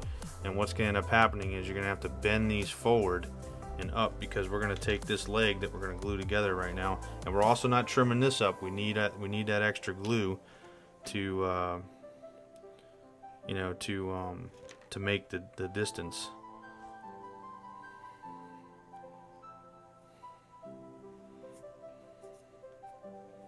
Okay. Now, one thing you got to be careful of when you do this join here is if you go too far like this, you won't you won't be able to fit the plate that goes on the leg, you know, the armor plate. So don't do that. You know, just kind of, again, get over here, kind of push fit, or I mean, I'm sorry, you know, test fit, you know, what you got. And you may say to yourself, well, man, you know, I don't like how much, you know, the leg is, you know, or the foot join, how much that's sticking out or whatever, you know. Trust me, by the time you're through painting it and doing everything else, you're not even going to notice it. And if you really do notice it, then throw some green stuff in there, you know what I mean? But the goal here is to give the leg action, you know what I mean? Like it's actually moving, not just, you just took your model and, you know, and plopped him up there like this. You know, you want to give it some kind of, you know, actual action. Actual action. Well, that's great, man. That's great. Actual action.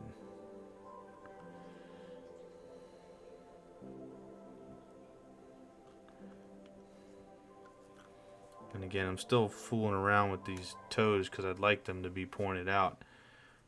And I'm starting to see why these toes might not be as good as the normal dreadnought toes.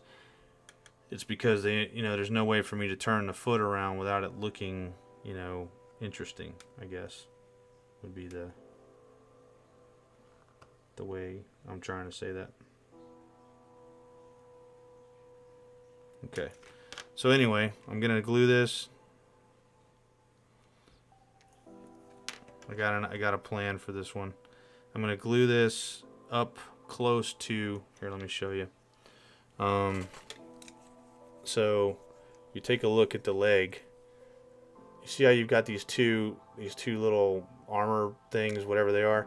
I'm gonna glue it up close here. It was down here, okay, down in here, but I'm gonna rotate it up to here. And remember, we still want to leave space so that we can put the you know, the plate on, the armor plate.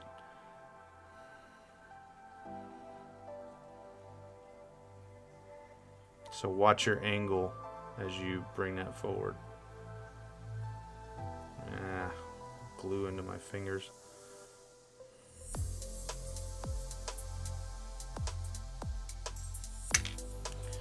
Okay, they want to play ball like that, we'll play ball.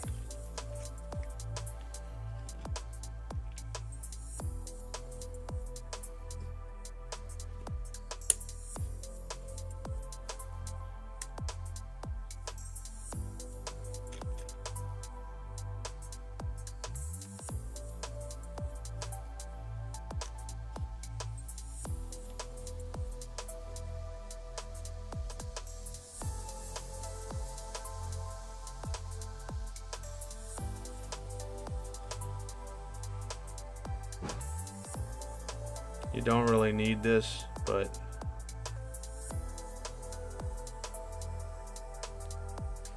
I'm a little too impatient at the moment to be dealing with my fingers getting stuck to the plastic. That'll be glued here in just a second. Okay. In the meantime, still working on these feet, see what's going on. We may end up putting a little, you know, some rock underneath this or something, because it's not quite as high as I would like it to be, and this is considerably higher than what I normally use for the gravel. I just haven't decided on that yet, but what I have decided on is getting these toes pointed out. So I'm going to go ahead and glue this onto the base.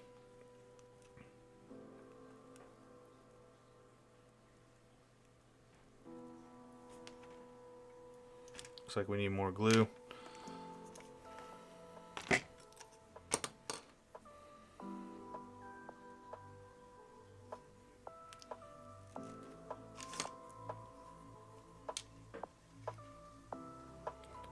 Which do you feel are the better dreadnoughts, recent or venerable redemptor? So that's a very good question. I would tell you this, that I mean, if you're talking about match play, I mean, I don't know. I mean, GW has a way of ruining everything as far as points, costs go, and abilities. If you're talking about just looks or whatever, I do like the Redemptor Dreadnought a lot better. I mean, everything's kind of true scale or hero scale or whatever, and it's a really nice model. I have 2 of them that I'll be putting together at some point. Just not, you know, they'll be for my Primaris army, but my Primaris army is not going to be Primaris. It's going to be a hero scale Space Marine army, small detachment type deal, and that's about it. I mean, I can always play with them as Primaris, but that's not the goal. They're just going to be, you know, again, more hero scale. And so, I mean, I guess that's the decision you would have to make there. Also, not all Venerable Dreadnoughts are equal. I mean, let's think about this here. I've got my Space Wolves Codex right here. So, let's check it out. Just to give ourselves an idea. So, let's see.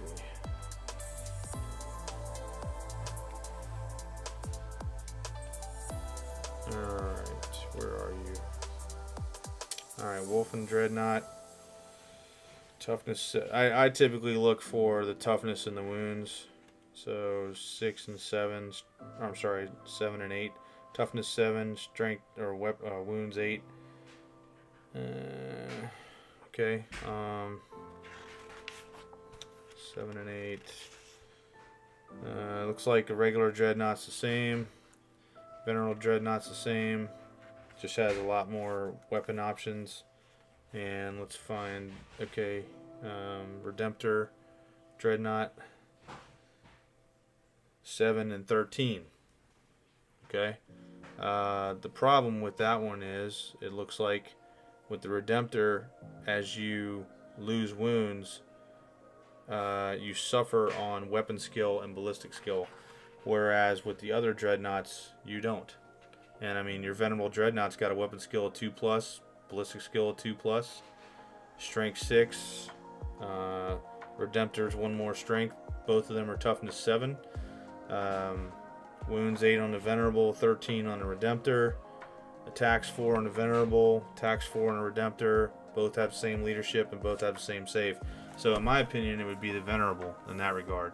But again, as far as looks go, I really like that Redemptor. It looks great.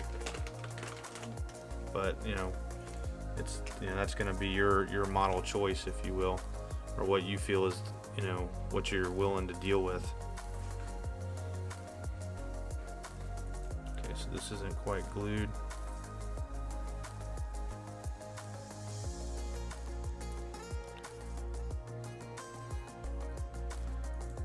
We're going to test fit that again.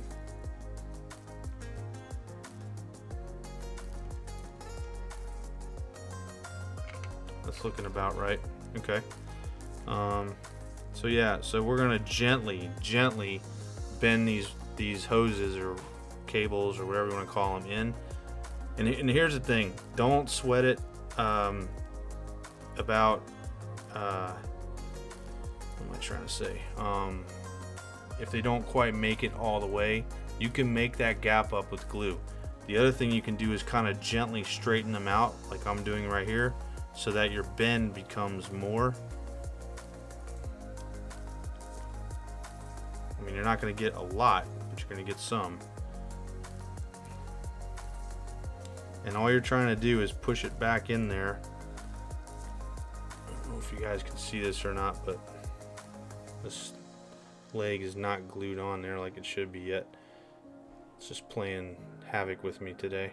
You're just trying to push it under there to make the gap, and it's going to become, yeah, this is about to fall off. It's going to become a supporting piece for the leg, if you get what I'm saying. So I'm pushing all of this in, or I'm attempting to. Like I said, it's doable, you know. And if it breaks off, I mean, mine hasn't yet, but if it breaks off, again, it's not the end of the world. You can glue it back in place. Our problem here is we have too much glue right there. And all I'm trying to do is make that connection. Perfect. There it goes. Because, I mean, ask yourself, how many times do you really look down? What about weapon choices on those? For the Venerable or the Redemptor, or both? I'm of the mindset, you know, if you're going to field a Dreadnought, you need to decide the role that it's going to be and be happy with that and commit to it. Is he going to be a tank killer? Is he going to be a troop killer or a close combat specialist? You know, how do you want to use him? And, you know, that's the decision you're going to have to, you know, you're ultimately going to have to make. I'm a big fan of plasma cannons and assault cannons. And I'm a big fan of bullets in general. So for me, the biggest thing would be using a storm bolter. Flamers, you know, I would save that probably for my close combat style dreadnought, you know. Same thing with a melt-a-gun, just because of the limited range. And if again, I've not played a game of 9th edition, but I believe the flamer went to 12 inches. Is that correct? I think so. I mean, my codex doesn't say that, but that's what I believe happened. And if that's the case, you know, that's, in a way, that's great. So, what was I gonna say? But I've always loved plasma cannons. Of course, it's about the blast, and of course, back in the day, you know, when you had an actual blast template, I think you got more bang for your buck as far as blast goes than you do with the way the rules are now. But again, I might be mistaken, because I mean, I haven't really, you know, had the opportunity to do that. You know, who knows? All right, finally got our pose down. Just gluing this down just a hair. Legs will be glued here as they get done, and they are. All right, cool. So now I want to finish this base, but I don't want to do it right now because I've got the rest of the dreadnought to put together, and it's got all these little bells and whistles and tassels and, you know, details, which are awesome, and we don't want to obscure that or take away from that. So we're gonna put the base of it together, and eventually, you know, put everything together. And we're going to see how, you know, hopefully we can magnetize this stuff at some point, because I am only seeing 2 arm choices. Well, I see 2. I mean, you've got the one for the guns, and then you've got, well, how does that work? I'm not seeing the other fist, if you will. I mean, you've got these 2 pieces here. Where's the other one? Interesting. Maybe I'm just not seeing it. But anyway, we're gonna put this together. Oh, that is it. It's just on the other side. Okay, I'm tracking now. So they've only given us 2 arms. So we've got to figure out a way how we are going to deal with having Murderfang's claws, as well as, you know, I mean, honestly, you say I only see Murderfang's claws, so we really would only have to worry about magnetizing one, looks like, and then magnetizing, of course. No, I see what's going on here. Okay, I have to actually put those together. All right, so thankfully, okay, I see where we're gonna magnetize this. I got it. Yeah, I see what's going on here. It's between the Venerable Dreadnought fist and the Murderfang claws, but in a way, I mean, I don't even know if I am that excited about the Venerable Dreadnought claw so much as I am about the Murderfang ones, because they're really nice. I mean, they've got the nice skull on it and everything, but and that hooks into, I don't know. I'm gonna have to go to the instruction manual for this one. It's crazy. and cutting off multiple little arm pieces here that I've never seen before.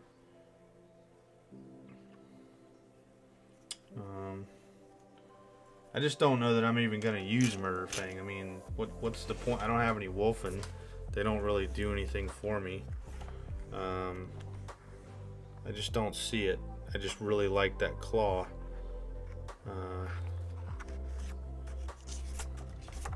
Murder Fang is back here, I believe.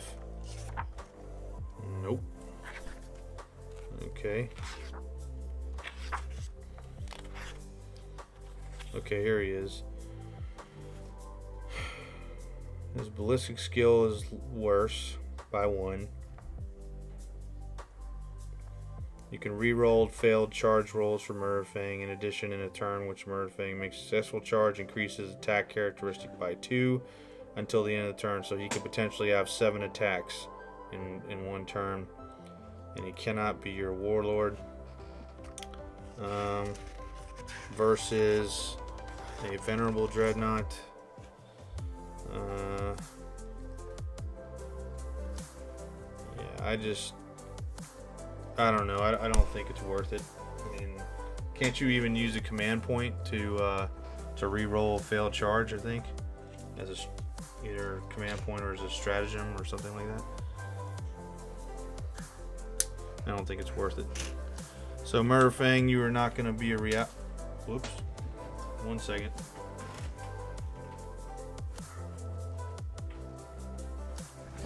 Murder Fang, you're not going to be a reality. I just may use your claws instead of what's his name's, the Venerable Dreadnoughts. I just really like it. I mean, it reminds me of Wolverine's claws coming out, coming literally out of his, his hands as the bone. You know what I mean? All right, we're gonna have to do this one strategically, because if we don't, we're gonna screw it up. All right, so I don't even know why I'm messing around with the hands right now when I need to be putting the body together. All right, so let's cut out those pieces. I like all these runes on it though. Makes me feel like I got my money's worth here. However long ago it was that I bought this thing.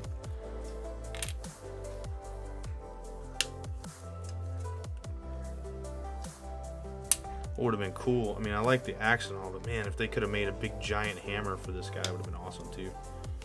I love hammers and shields.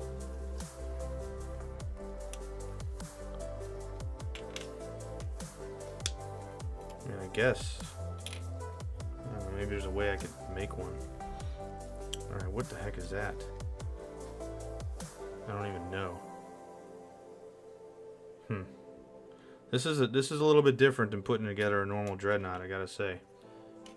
Seems like it anyway. Maybe it's all the little bells and whistles. It's confusing me by just looking at it. Okay, where's it? There he is.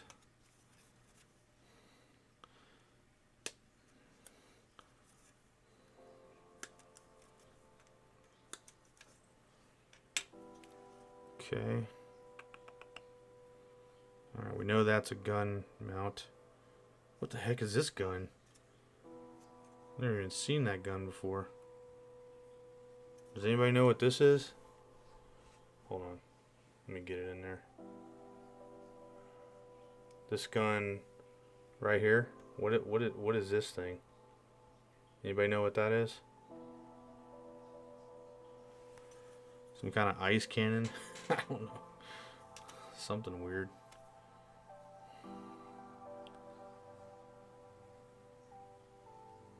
Alright. Anyway. Moving on.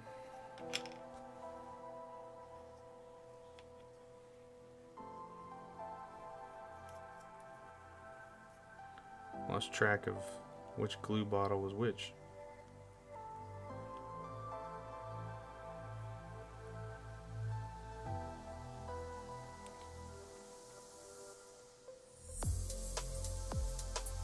Blade Guard veterans, yeah.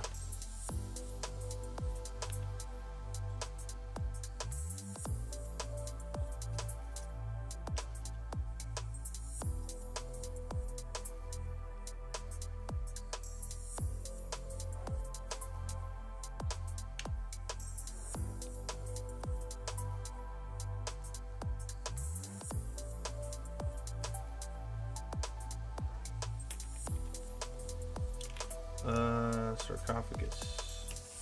Knew I was missing something.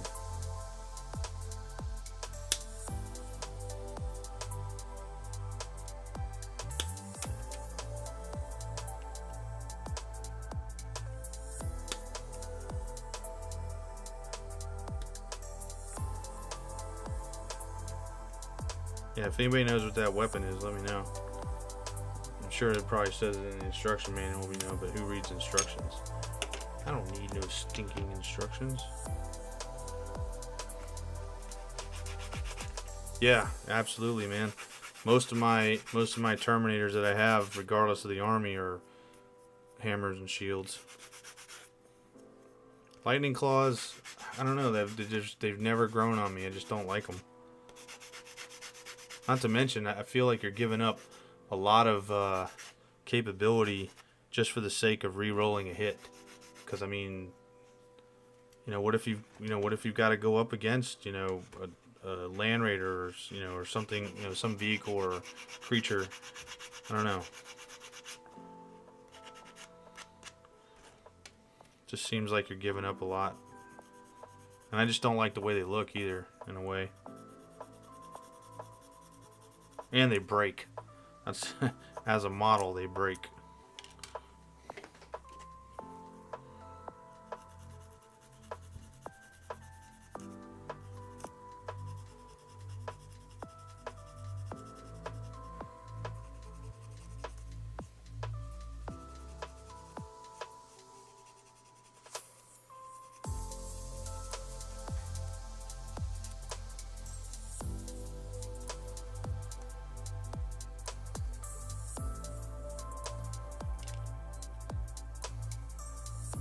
Okay.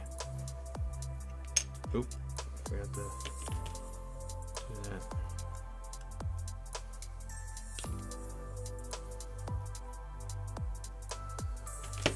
Where is my razor blade?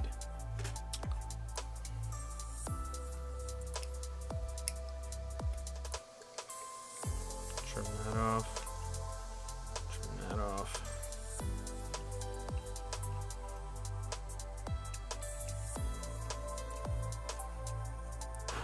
Okay, a little bit of something here that no one would probably ever see, but for whatever reason it's bothering me right now.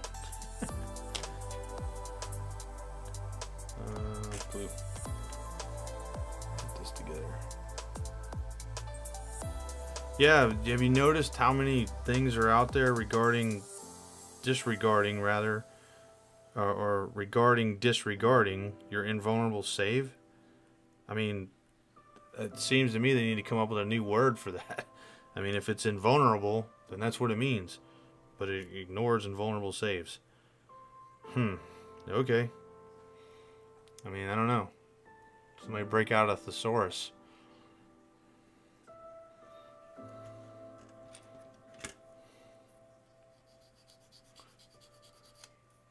Mick, did you watch any of the gameplay that I was doing?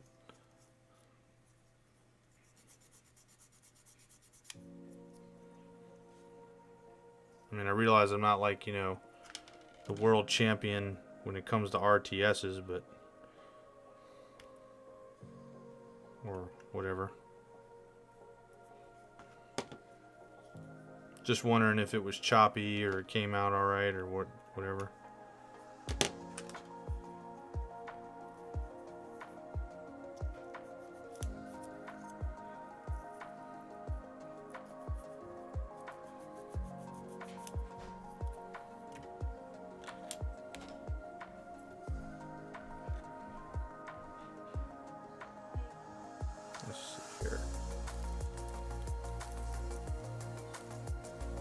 Okay.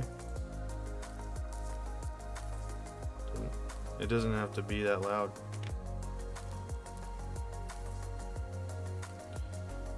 Let's see here. Put this thing on.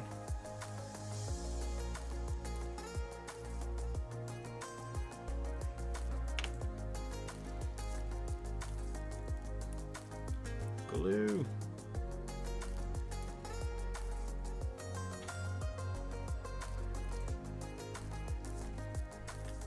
Oh man. off. Come on. Don't do that. Don't do it. Okay. I'm gonna get this thing on here. Sarcophagus.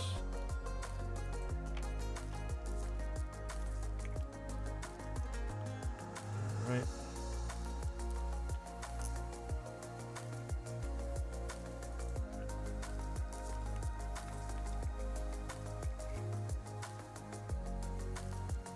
Yeah, that'll work. We're gonna have that bad boy like he's climbing up, not climbing down. Well, he's moving on up to the east side.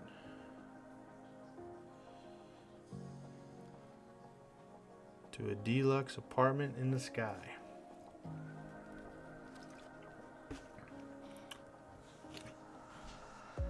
Jefferson's.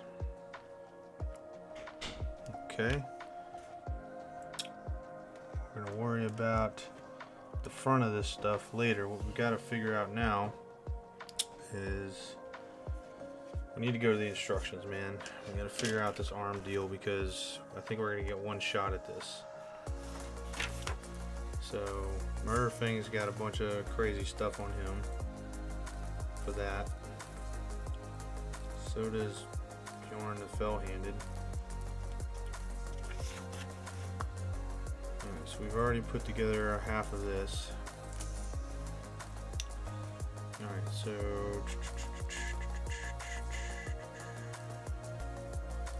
some kind of wolf head or something. I didn't realize that. Not the wolf head that I was thinking. Alright, so okay, so those pieces just go onto the arm. It's not an actual arm piece as far as the pelts go. So that's good. At least we're not sacrificing anything there. Okay, then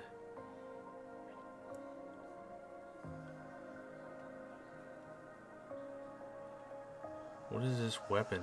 What is it called? It's not even telling me what it is. Yeah, I have no idea what that weapon is. No clue. Alright, so what it looks like to me is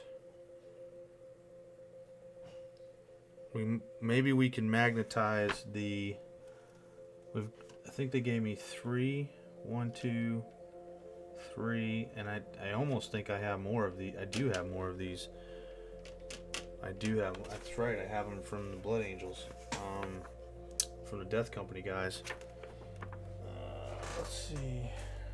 So let me just think about this here for a second. So, what we've got to have for Bjorn's fist is one of the normal ones, and we have one. Okay. And I know I have more in my bits for Blood Angels.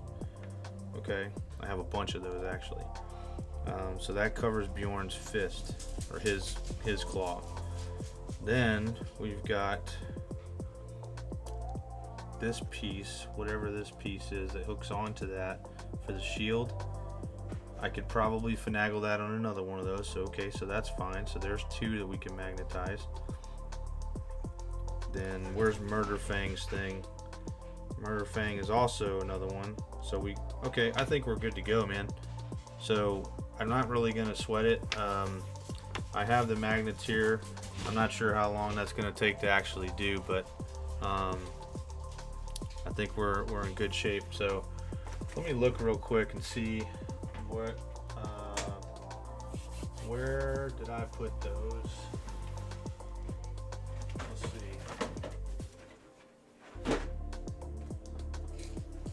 Might be in here in this bits box.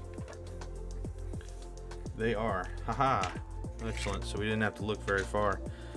Okay, and look at that. Actually, we may be able to do this in a cleaner way because we've got extra arms and stuff. Come on out. Let me see here. That's a Furioso fist.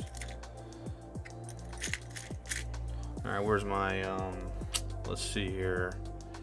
Where are my tweezers? Okay, so grab that. And I know there's more in here. Let's see. Gotta be here somewhere. Unless I only put one in here and I left the rest on a sprue. I guess it's possible. Well, that's what it looks like I did, gentlemen, ladies and gentlemen. Alright, so let me find that box. But this is the piece I was talking about, this little deal right here. We've got another arm deal here that could go inside of something, and I could potentially, you know, put that, you know, somewhere. Let's see.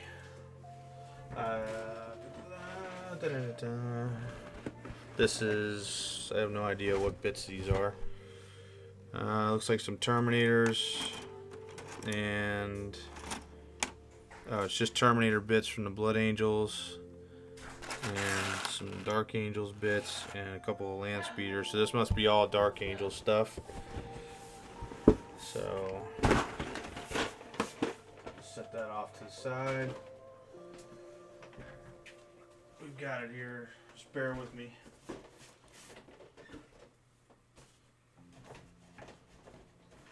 Just gotta figure out which box it's in. Let's see. Okay, those are all Space Marines. I know it's not in there.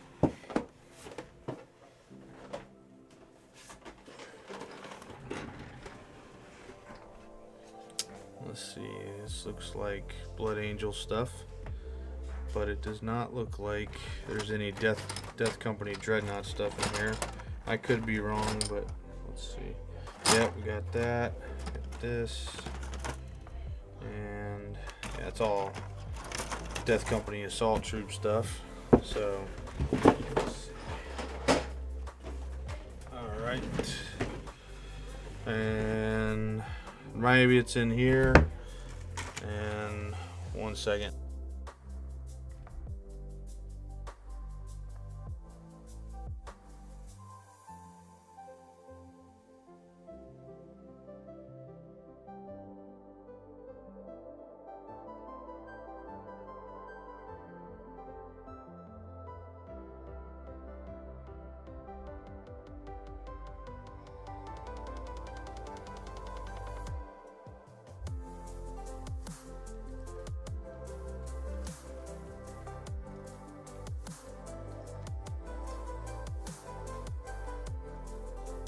No, everybody, you didn't lose sound. I was muting while some stuff was going on.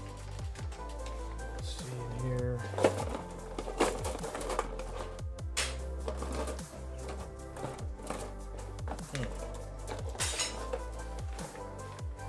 Well, I'm not sure where they would have went because we didn't go anywhere with them.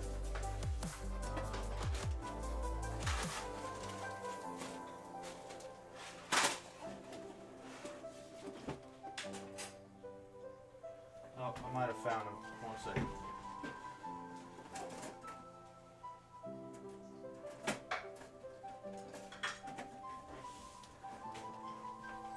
Okay. Appreciate you guys hanging out. You get to see my continued pile of shame. Bits upon bits upon bits. Alright, I may have lied to you. I may not have found it. This is crazy. How on earth did I misplace those?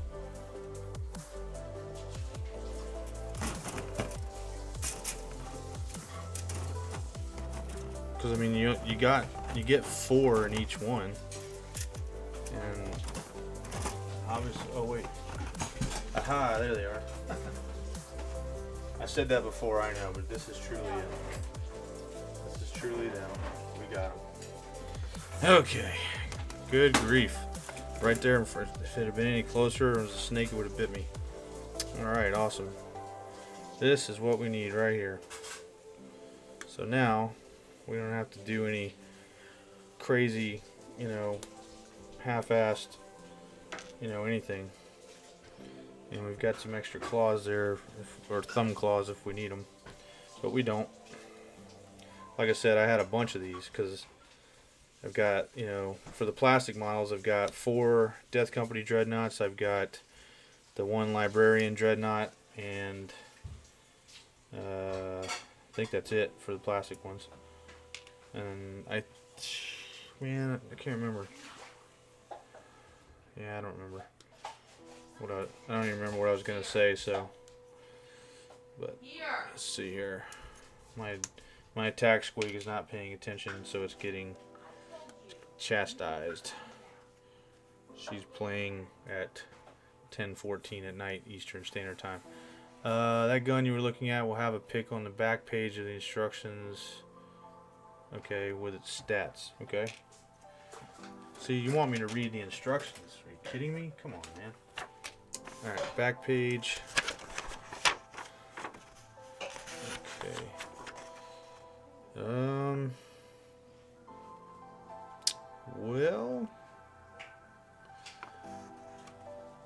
Well, kind sir, it would appear. Oh, here it is. There's no picture, but it's called a Hellfrost cannon. Man, it was pretty close. Frost cannon. Huh. Interesting. Hellfrost cannon, and apparently it's free as far as points cost go. Ooh, I forgot I had it, but that's got a Blood Angels thing on it. But it would make for a more.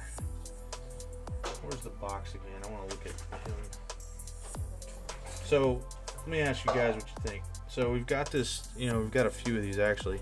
But what I've got is this piece right here. Hold on. Come on, camera, what's going on here? I don't know why it's not focusing. Excuse me here.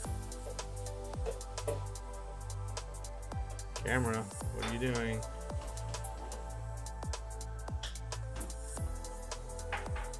Oh my goodness. Anyway, it's a top piece that goes on the Dreadnought. Let's see here. What's going on with my... There we go. Alright, that piece. Now, it's got the Blood Angel symbol on. That's easy. I can file that off. But it sits on top of the Death Company Dreadnought. And I think that it gives mass. Basically, makes it bigger. So, what do you guys think? Do we put it on this guy and then, you know, see what we do, or do we not? I'm going to cut it off just in case. Oh, wait a minute. You know what? I can't do this. Now I remember why. Because of the sarcophagus, it's probably not going to work with the where the head goes. Never mind. False alarm. Let's see. So we've cut off 1, 2, 3, 4 essentially. Because we haven't cut his off yet. We've got this little fist here. I'm gonna cut off a couple more because I got to make sure that I have the 4, the ones that have 4 things, 4 slots is what I mean to say. Okay. Alright. I think we're probably good at this point. I think. We've also got this Librarian arm that I might be able to... Ooh, you know, that's a good idea. That might actually work. If I take this Librarian arm, then I mean, I can cover that up with the wolf pelt. No one's gonna know anyway. And then I can attach at least, it'll minimize my magnetization. Then I can attach at least one of Murder Fang's, or I could just do Bjorn's, you know, deal on there. I wonder if I have any more. I have one more. Whoa, easy. And we have a regular arm too. Has a Blood Angels thing on it, but again, we can file that off. That's not even an issue. All right, let's take a look at that. This is why bits are so important, especially for kit bashing or whatever. All right, let me put this off to the side. We don't need that right now. And we're gonna hold on to this one because we may have use for that arm. Not sure yet. And according to the instructions, where's Murder Fang's thing? Wait a minute. So we need one of these for Bjorn's claws. We need one for the shield. We need one for the axe. And then we need 2 for Murder Fang's claws. But the way that his claws go on are supposed to be different. They just overlap. So I think that's what we can do is we can worry about magnetizing just those, and then they'll just magnetize on. And then we'll just magnetize the one side total for Bjorn and the his claw and the shield. Yep. Okay, I'm tracking now. We got it. Yeah, that'll work. Cool. Alright, so let's go ahead and put those together.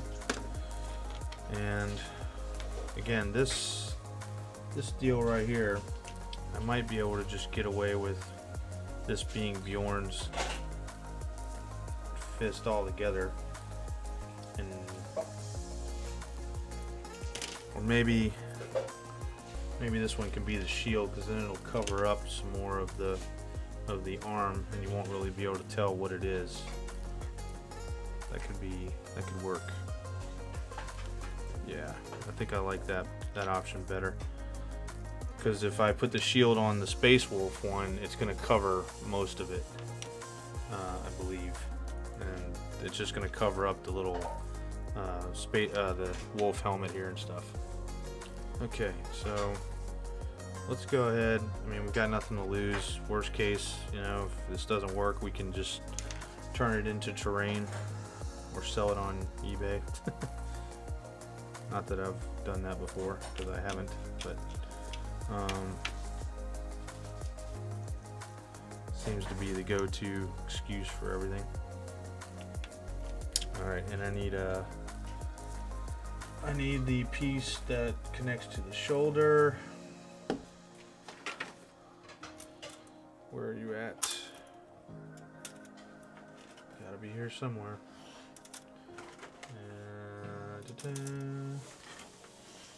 Maybe not. Maybe we don't have that piece. Or maybe it is in the bits box. Let's see here.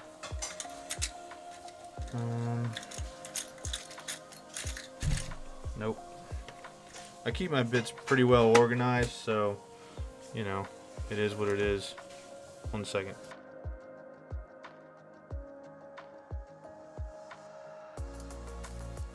Alright. So we know that that's not going to work. Oops.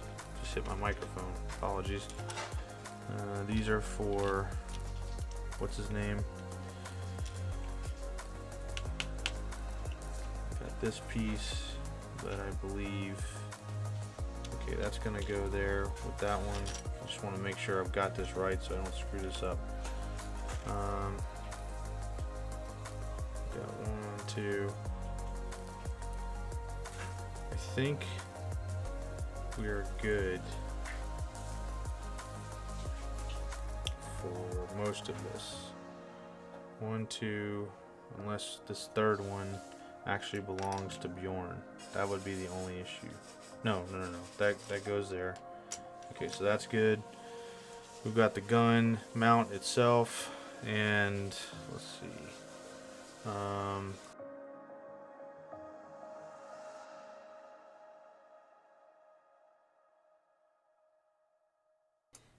And then let's see here.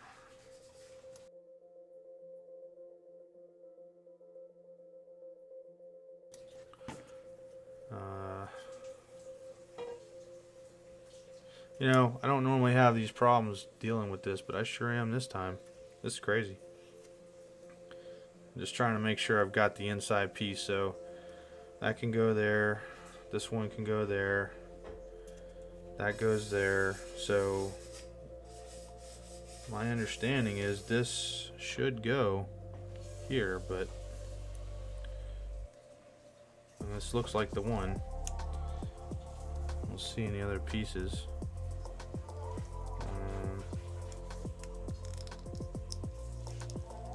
But if it's not going to fit, then it can't be. And that's the problem I'm having right now. Come on, man. Of course, it might help if I'd have trimmed it. Yeah, now that's working. All right, so take a look back at all this, the tassels and whatnot that go over top of this. I'm trying to find. I do not see the stuff that goes over the arm. Wait a minute, is that it? Yeah, there it is. Okay. So the issue that I have here is, or the only issue that I have here is I would have to scrape off this Blood Angel's teardrop, which is no big deal. And let me look at this box again.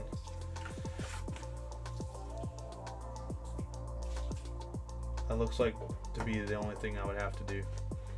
So that's good. And I can do that right now. So we're gonna do that real quick. Don't cut yourself when you do this. Speaking from experience. Okay.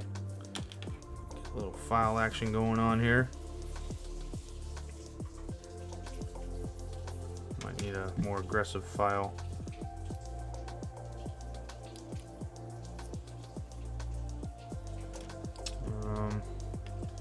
Let's see. Can't really, even with the filing twig, I couldn't get in there. That's weird.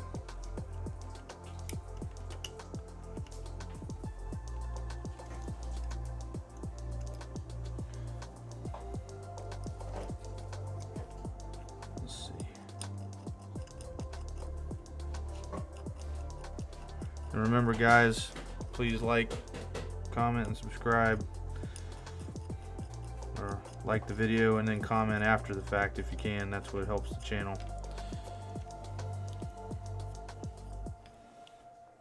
I would really appreciate it. Okay.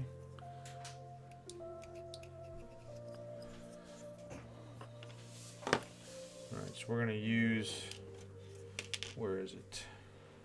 I don't really need that, so I can use one of these for a Murder Fangs thing. Oh, wait, I said I was going to use a shield on this. That's right. Okay, so where is... It's over here. Grab this.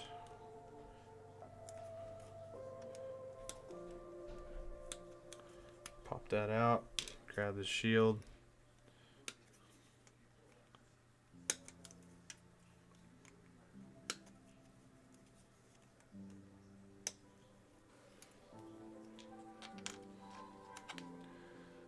Does it have the hand in there?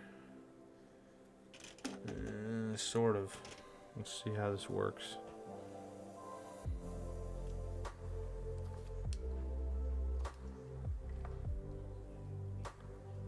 I'm not exactly sure how that works. How that fits in there.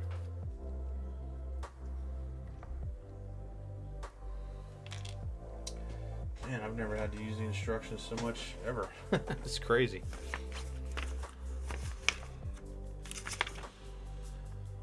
Okay, let's see, where are you at here?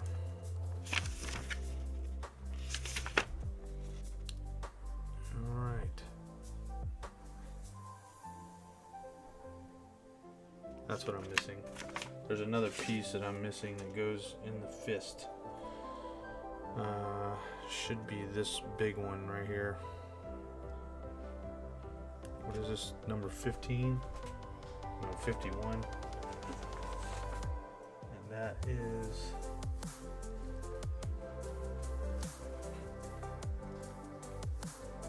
$53.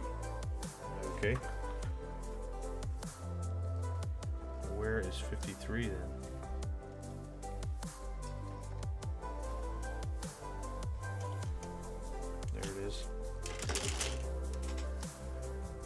I was starting to worry that they only gave me so much for each one, to keep you from being able to switch back and forth or whatever, which I believe is ultimately, you know, Games Workshop's plan to keep us from magnetizing so we don't have to buy more. That's just my take on it, but you know, who knows, could be wrong. I mean, we're gonna find ways to do it anyway. I will. Alright, so this is gonna go on here. I need to trim this down some.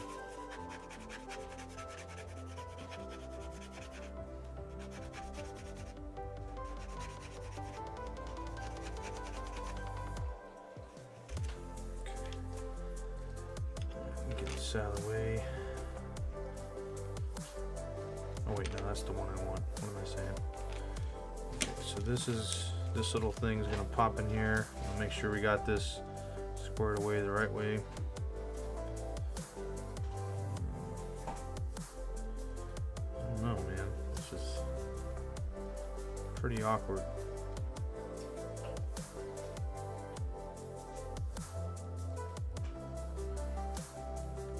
Doesn't go like that. Well, it's supposed to, seems.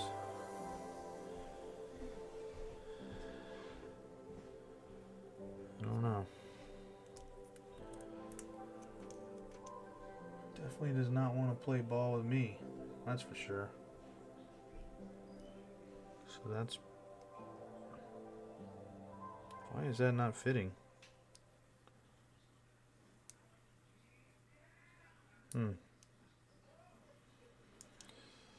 Oh my goodness, and these instructions really stink.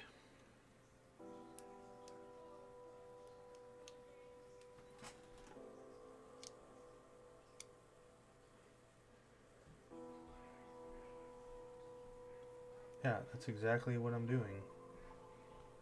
It's not...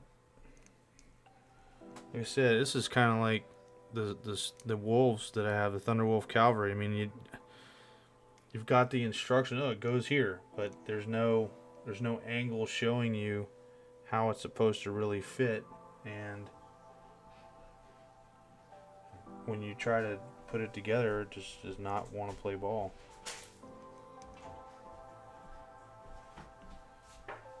Not at all. Okay, and then it just flops right in there sometime, just like that did. Crazy. Absolutely crazy.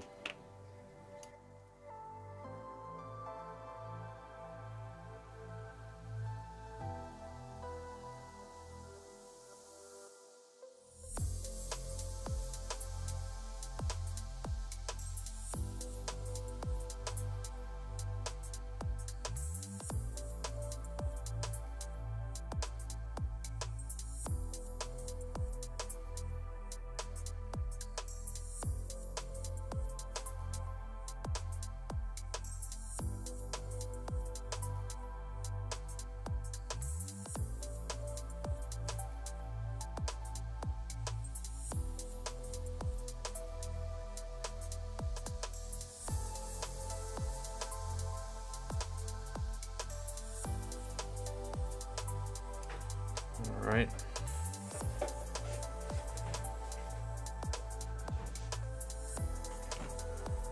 This is supposed to fit. Oh man, really? I don't know if this is gonna go like this or not. Okay, yeah, there it goes. Got it.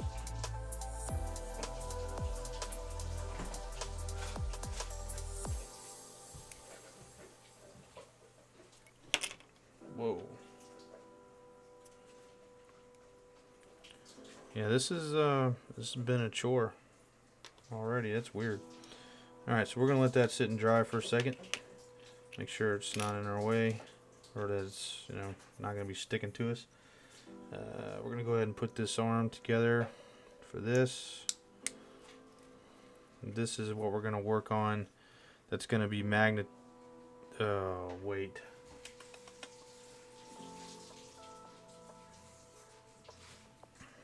Murder Fang, you're something else.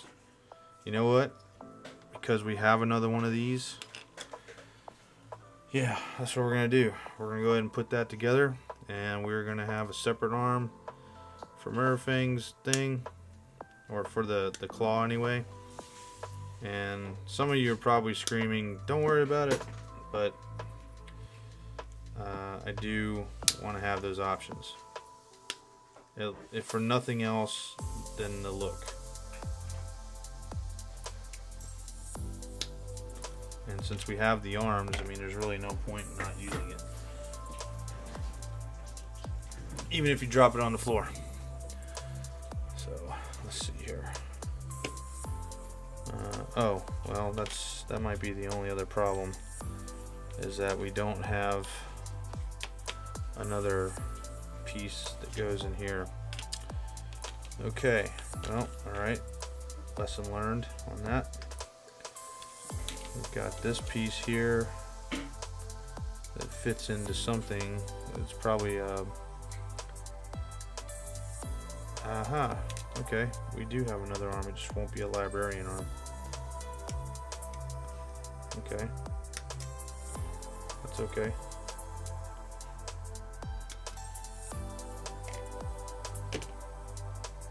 Let's see. Yep, that goes in there just like that.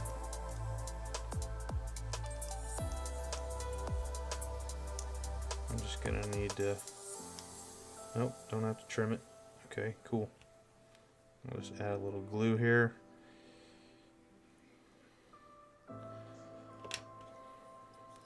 I never did glue this one. Of course I didn't. Why would I?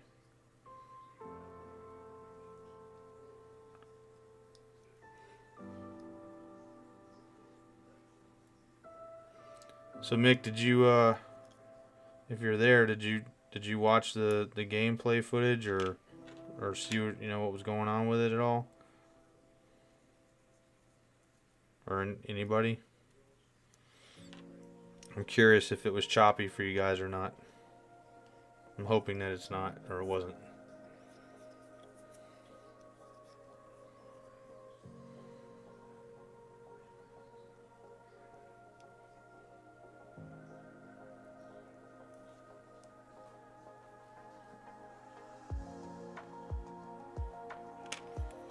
Okay. So we know we're going to use this on here.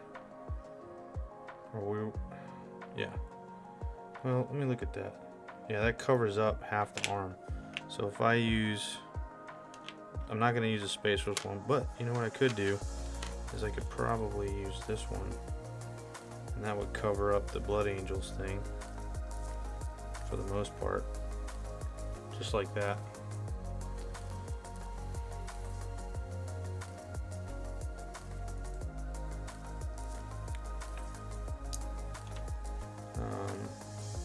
We could also attach it to this one.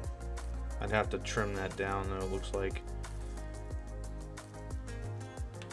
I think it might look better on this one, honestly. I really do. And the reason I say that is because if he's going to use a shield, I mean, think about it. He would want to get that shield out in front of him, right? And that arm is actually longer. So, or at least gives the appearance of being longer.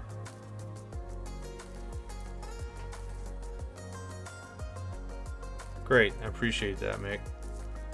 Yeah, I don't have like, the most high-speed computer or anything, and I don't know if it's Windows or what. Man, I was doing like a 4 or 5 hour freaking update. It was stupid yesterday. I didn't even think I was going to be able to do anything else until it did it. But now everything, it's not like Windows does anything that ever benefits you, but it seems like things might be a little smoother. I also got rid of some things on my computer, changed the desktop a little bit and things like that. So, all right, yeah, we're gonna put this. We gotta trim that down, and yeah, I'm curious what would be better to play, Dawn of War 1 or 2, I mean, obviously 2's got the better graphics, even though I've got them set on the lowest setting, just, you know, to make sure everything is, you know, running smooth. I mean, my computer will do the high setting, but not with OBS and YouTube, you know, live going at the same time. But the issue I have is with Dawn of War 2, you don't have hardly any, you know, unit options like you do in Dawn of War 1. Even without the Apocalypse mod that I have, Dawn of War 1 still has more unit options than Dawn of War 2.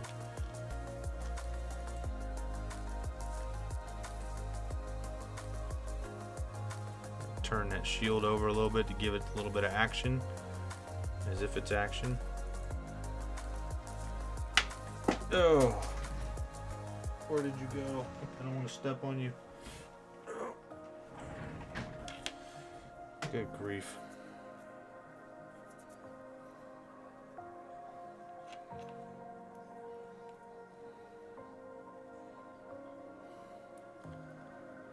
Dawn of War are those games that I'm playing. Those Warhammer RTS games. The last one I posted was Dawn of War 2, and then Dawn of War Soulstorm with the Ultimate Apocalypse mod attached to it is the first one that I played. So it's, you know, Space Marines, Necrons, all that kind of stuff.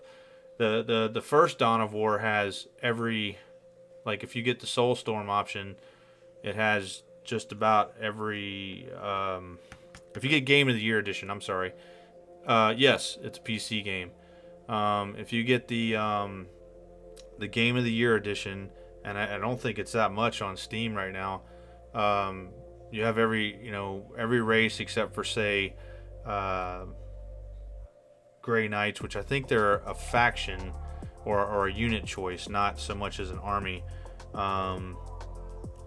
Chaos Demons, you know, they're just part of Chaos in there and whatnot. But I've been playing it since it came out, and I mean, it's an amazing game. I mean, even this long. I mean, it came out officially, I believe, 2004, and yeah. So you gotta check it out.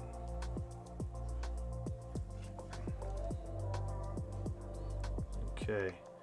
So for some reason, this arm is considerably, the hole is considerably larger than this dreadnought thing. I don't know why that is.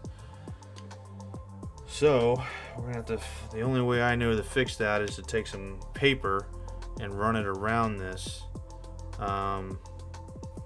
if I want to be able to do that. So we're gonna do that. I need my scissors.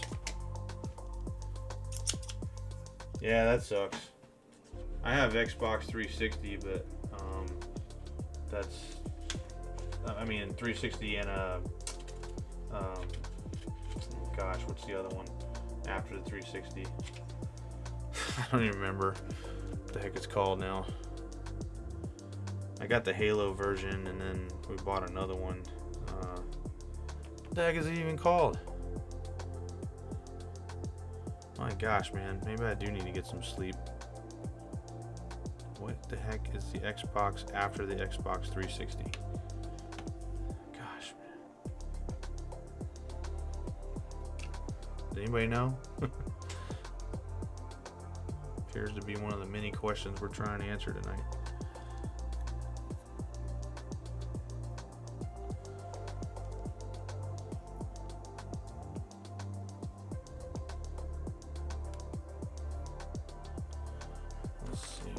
So what I'm doing here is I'm wrapping this paper around to give it some girth,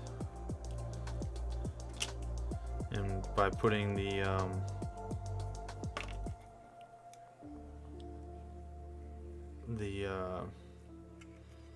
glue on there, I'm hardening it.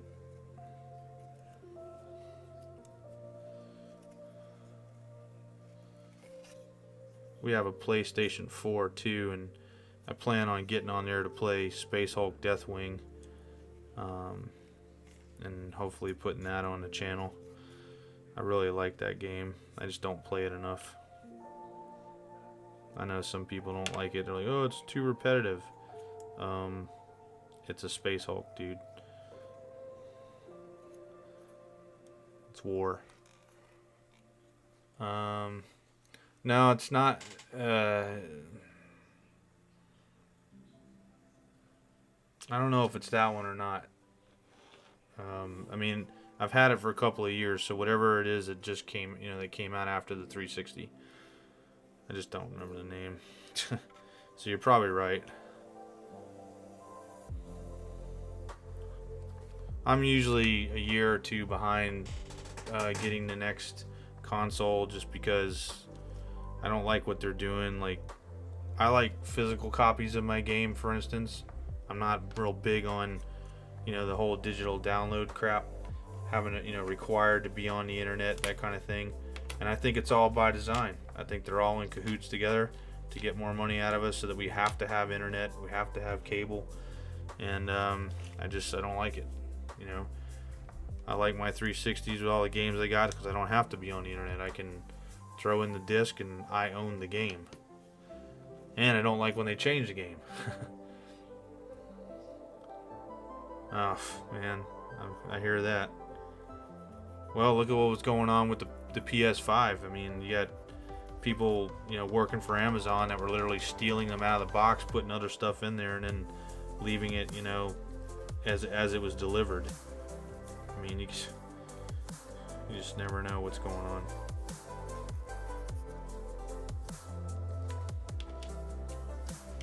Or what's going to happen, I mean.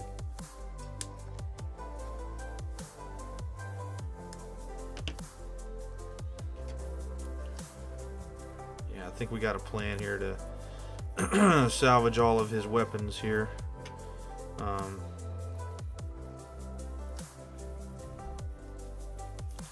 The question is, what size magnets do I want to use, because I'm gonna be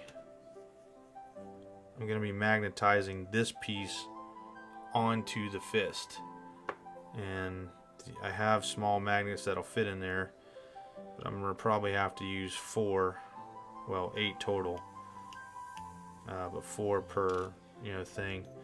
So right now we've got this. That seems to be good to go. Just need to do a push fit here. Is that dry? Maybe. And of course, now it doesn't want to go in because I have a little too much on there, possibly. That's all right. Let me check the fit for these other ones too. All right. That's okay. That's why we have all this, you know, this stuff. Once it's basically dry, you can sand it down, you know, to fit what you need.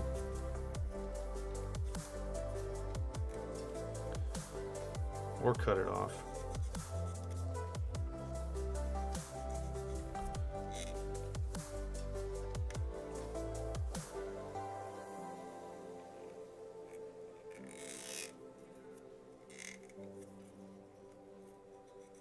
It's amazing how loose it was, and now it's like not loose. It's crazy.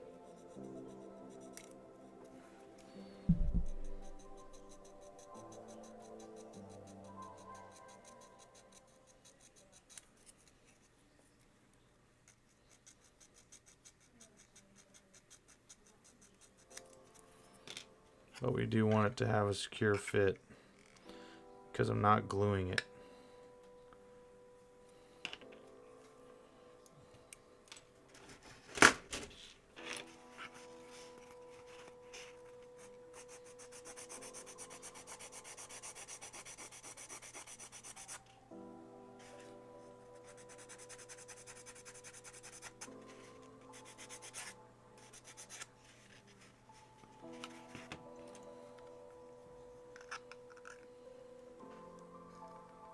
Almost there.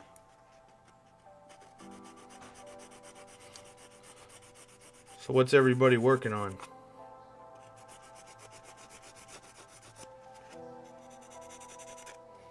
I mean, I see we've got 2 more viewers.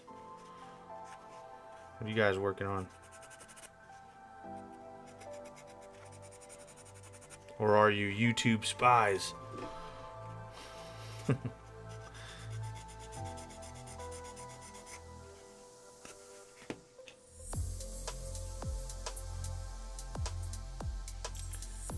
really don't want to do this, but I'm going to do it. I'm going to trim this out just a hair.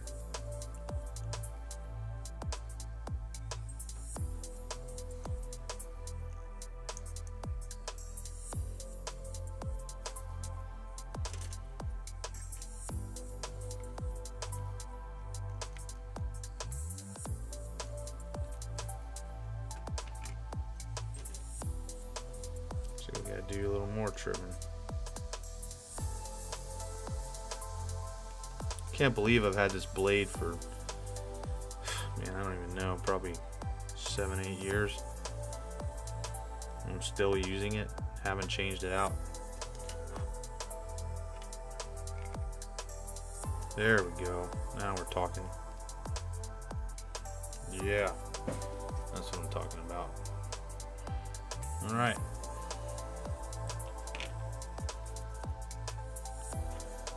May want to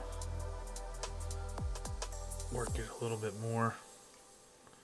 There we go. What the heck? Don't even start with that. Oh my gosh. I think we're almost back to the drawing board. Now we're good. Okay, so now I'm gonna test fit these. We're gonna have to cut these open as well, or trim them out.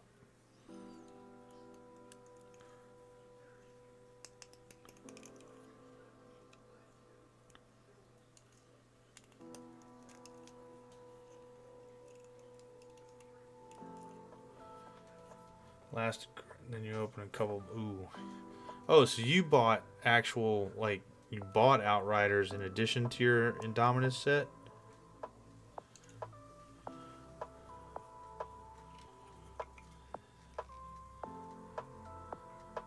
Okay, that one's good.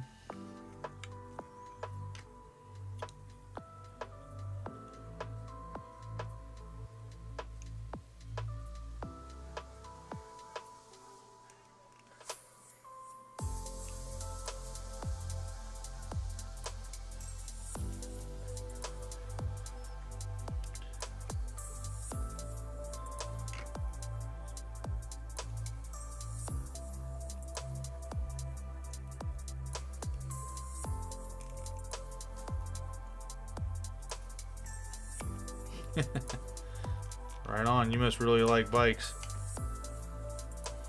Alright, cool. So all three of these are good to go. So we got the shield done. We're gonna make... Wait a minute. If I've got all three of these on one side, I don't think I need to actually do anything on this side. I don't. I can do the Murder Fang deal, and I can do his claws, because there's nothing else over there, right? I don't think so.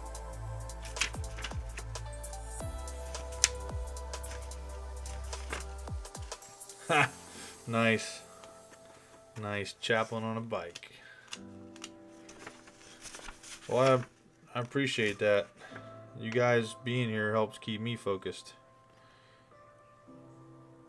Yeah, right on. We only have to magnetize the one. That's awesome. Alright, so let's put his Murder Fang thing together, because I've said that word so many times. I'm probably annoying everyone with it. For someone that doesn't really want to necessarily field him, I'm sure saying it a lot, right?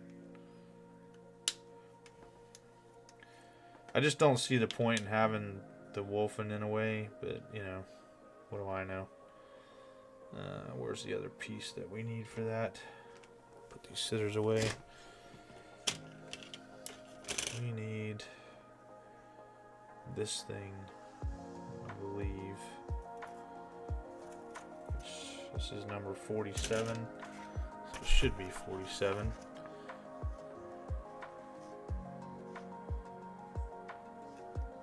What was built? What did you build? Build? Jesus, what did you build? Good grief. Can't even talk. 47, yeah, that's Murder Thing. Let's see here. Alright. Get this arm done.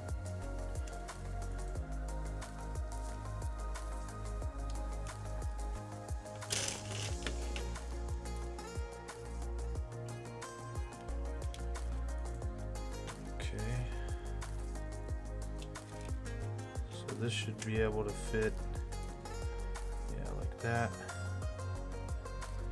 Okay.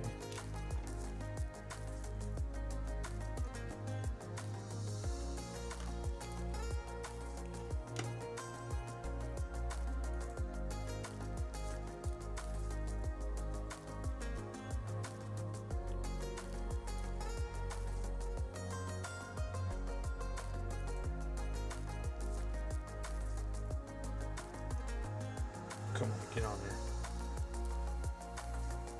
Alright. And then, let's see here. We got that's there. And that goes on somehow. And we're going to actually put that on this Blood Angels one. And I think I may...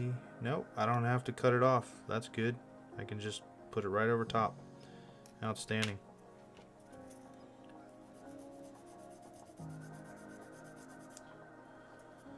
Little hidden secrets. Easter eggs. Alright, so... I'm telling you, man, I've never referred to an instruction manual so much in my life, I don't think. Okay. Alright. So we're going to go ahead and glue this bad boy on.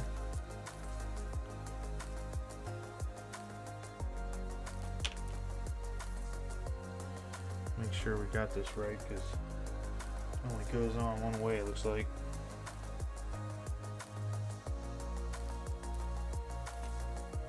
Goes there like that. This hooks on to that. Yep, there we go. Awesome. That'll be perfect.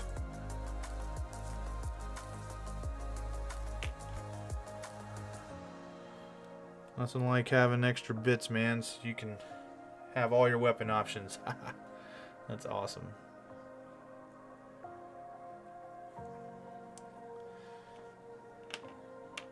Alright, so there's that, and now we got to do the regular Dreadnought claw, or, well, you know, Bjorn's claw. So, where is it? And you may be asking yourself too, like, is this dude ever really gonna, you know, swap weapons out if he plays? I might, or I might not. You never know. Let's see here. We need... It's 3 together. So it's going to be like this one right here. Okay. Got it. Glad I had all these extra things. Alright, where are his claws? Okay, there's one.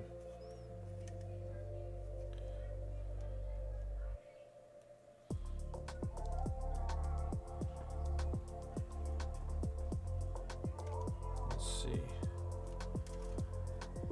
Okay. Trying not to clip off these little edge pieces. I don't know why they... I guess they did that for flair or something, because it's odd that it's sticking out like that. Don't know. Don't know. So Mick, around where you're at, I mean, is there a pretty big gaming club, or, you know, stores, like a lot of stores and stuff, when you guys aren't dealing with COVID or whatever? Like a pretty big group of players?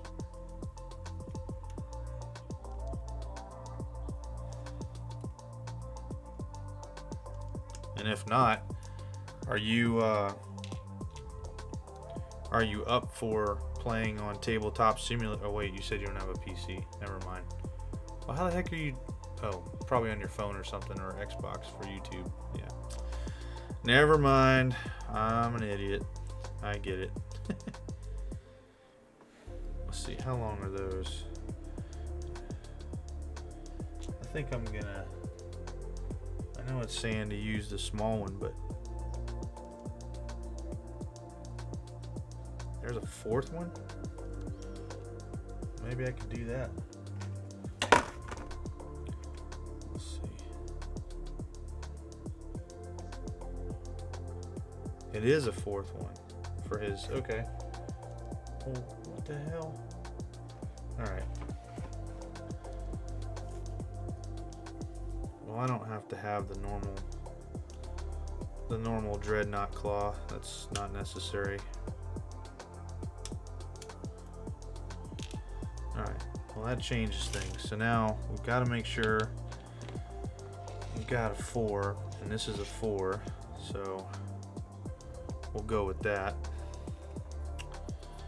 Clean this up a little bit because it's got some burrs on it.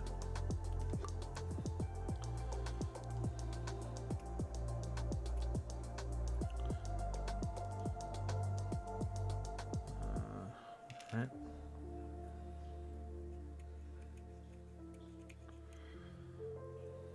I was kind of wondering what I was going to do with all these extra dreadnought pieces, and I'm kind of glad this worked out. I still have more dreadnoughts that have to be put together for other armies. I'm trying to remember how many I have. That's a lot, though. Mostly all venerables. I have one, I don't know what you call it, but oh, right on. But I mean, do you guys have like a lot of places to play, or a lot of shops or anything? Your friendly local gaming shop or store?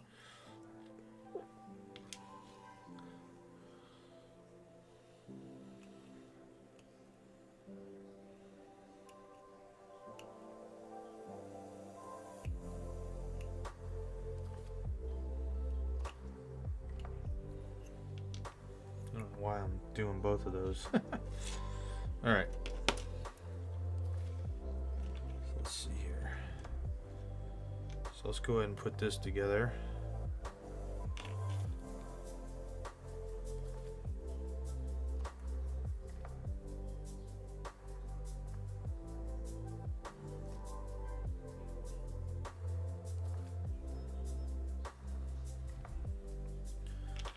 Why am I doing it like this? When I can just put it on and then put them on easier.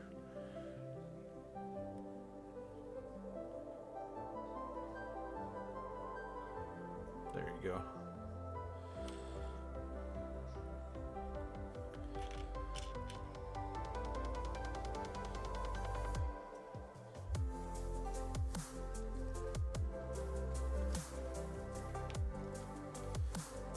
All right. Making progress here finally.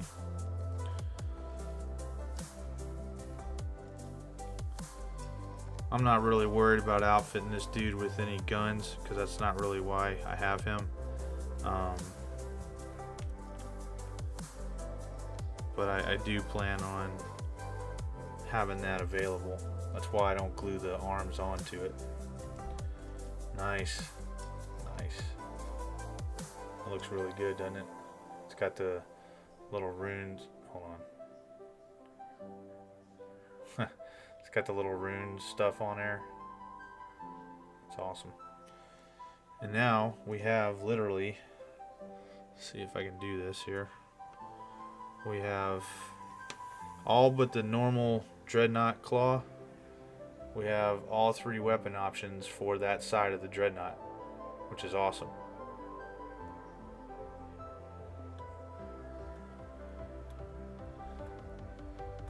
I hear you, man. Well, be careful when you walk in there with your painted army and say, I've never played a game before.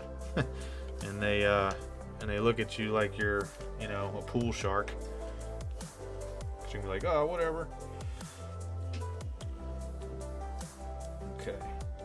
So we've got those three options, which is great. Now let's move on to the other arm.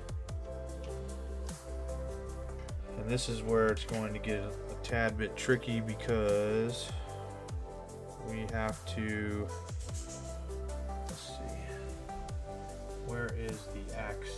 There it is. This is the one where we'll have to do some magnetization, and I've got to make the choice of how I want to do that. But if I can get away with just press fitting it, that would be even better. And I'm wondering, I think I might be able to pull that off because I don't think it's that heavy.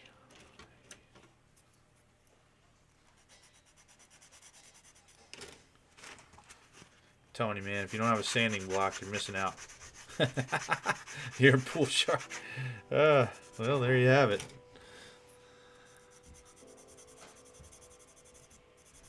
That's awesome. The only thing I did competitively was race motocross and water ski. But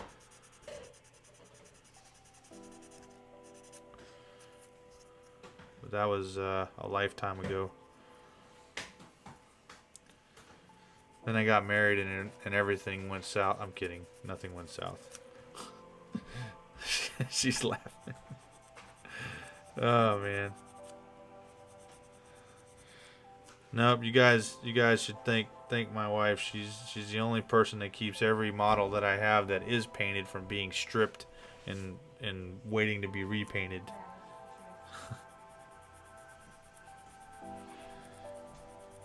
So I gave her the army. That was my only way to have closure with it. Alright, let's see here. Got the arm. Got these two pieces. Put these together real quick.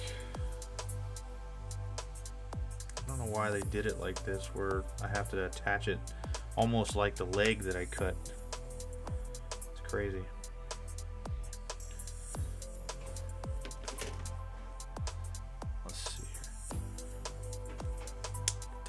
There.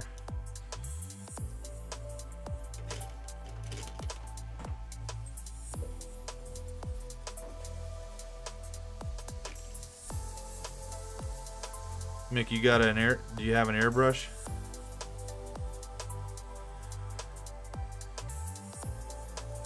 Or are you hand painting?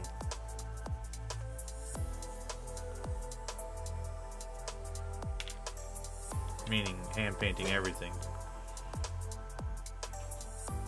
I did play soccer, I forgot about that, and I played football and stuff, and I was a firefighter for a while too, EMT. I don't know why I didn't even think about any of that stuff. Okay, we have a slight problem here. Oh, there it is. So what they want to do, where is the other piece? It's gotta, there it is, okay. I guess I consider, motocross for me was like, and I've done a little bit of superbike, but not, much. I considered that like the best, that I was ever at, competing wise. I lettered in school and soccer and stuff. Got hurt real bad playing football with my back, and I did run cross country. If we go back that far, but motocross was always, that was the thing that I really loved the most.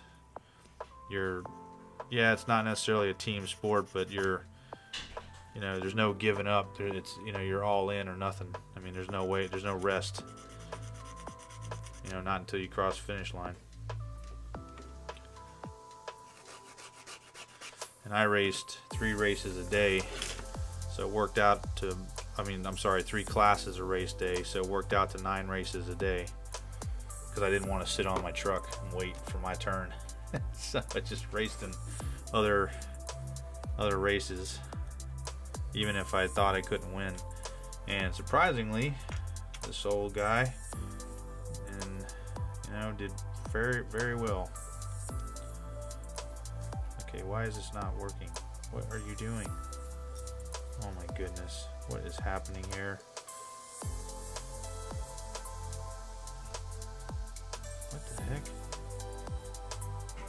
I do not understand why this is not fitting in there. That's the one, right? Or did I? Don't tell me I put the wrong one on. No, that's right. I didn't take one from here. Excuse me. Oh my gosh, my attack squig is whining. Oh, Kimber, stop whining. Let's see. Maybe this is the one? Oh, she's getting in trouble. I don't know, man. This doesn't make any sense to me. I better cut this out and see what's going on, because I don't want to. I'm about to do some conversions here, and I don't want to screw it up. Battery powered airbrush. Battery powered? I didn't even know that was a thing. I got an air compressor and everything. Now, I mean, it's nothing huge or elaborate. I'm not, you know, like some professional with an airbrush, but I mean, I do pretty well. Battery powered airbrush. Interesting. How long does a battery last?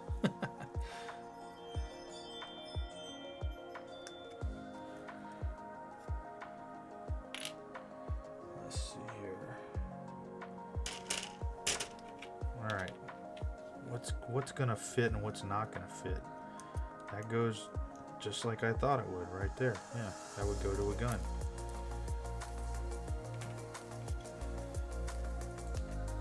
But yeah, and this does not fit here. So why is this piece not fitting in here? What am I missing? Don't tell me I had this thing upside down. I did. Son of a gun, man. Oh gosh. That's it. Retire me. That's it. Retire me. Half an hour. It comes with 2. Interesting.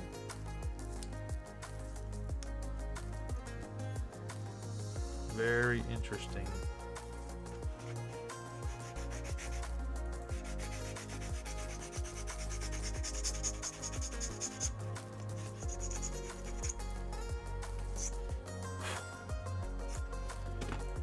Did you do any Zenithal highlights? Oh, now my little man's awake. As if on cue.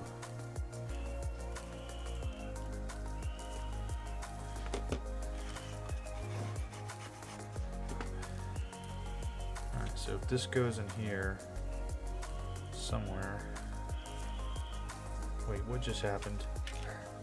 Oh my gosh. No, no, no, no, no. Oh no, no, get out of there. Wait, no, I guess that's right. What the heck is going on here? I'm losing my mind. Holy smokes. I was looking at the wrong one. It came from America. Well, that already makes it suspect, brother. Anything from here is suspect.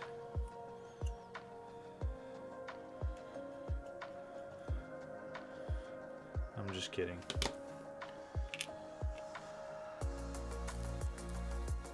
Meanwhile, you think it came from America, but it came from China. And inside is a bug, and they're listening to everything you say.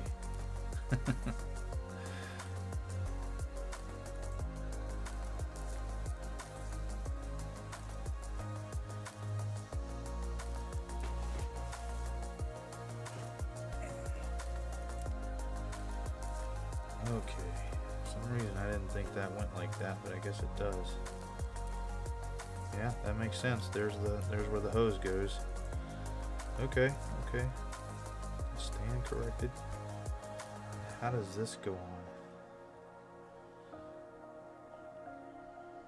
Oh, that's right. This sticks out. Okay. because he's like, it's like he's swinging his arm or something. I am tracking now.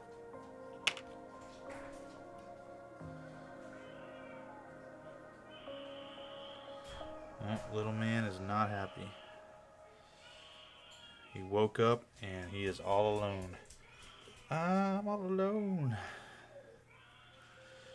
There's nobody here beside me. We have a little 15-month-old. And we got a little girl on the way in the next month or so. Looking forward to that.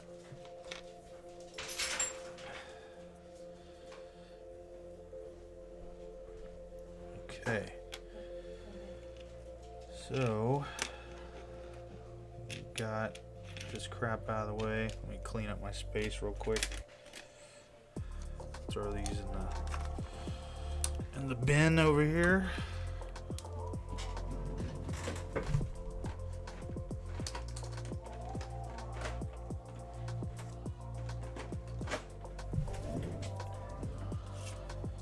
Okay. Let's get this axe. It's massive. It's as big as the dreadnought. Oh boy. You can give me an axe that's as big as a dreadnought, but you can't give me a shield that's as big as a dreadnought. That would have been...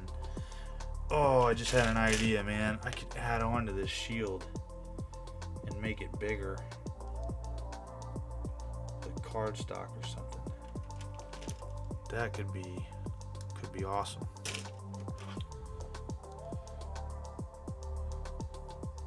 You aren't lying there, brother. You are not lying there. They don't care about anything but themselves. I was watching something today that I didn't know about regarding Games Workshop. Really upset me. Well, I say really upset me. It kind of annoyed me. But I guess they had released, it's probably old news to you because it was last year, but they released some statement, you know, about equality and inclusiveness, and at the end, you know, they threw this, you know, if you don't agree with us, you'll not be missed or whatever, or if you want to leave the hobby, you'll not be missed. And I was like, what? You know, can't you keep your politics out of the hobby? I mean, what the heck's wrong with you people? You hate people that much that you gotta throw out a little jab like that? I mean, it's just absolutely ridiculous.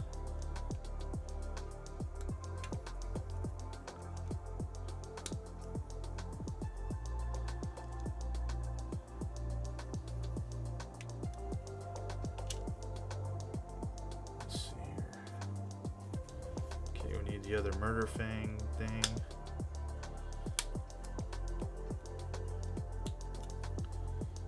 Okay, and we need another. Let's see, we need this piece for murder fang hand.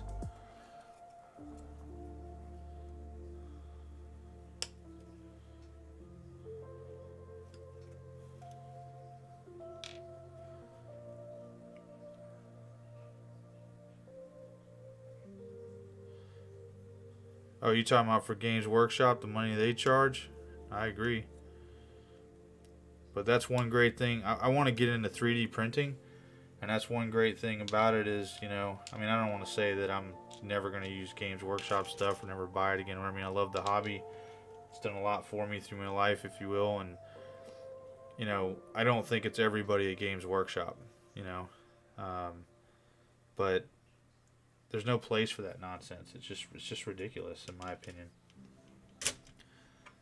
I mean, if all you do and all you can do is look around and think that racism is everywhere, I mean, what kind of life are you leading? You know, if you hate everybody or you think everybody's, you know, bad, what kind of life are you leading? I mean, you're literally like, I mean, in my mind, you know, literally, you're living a miserable life.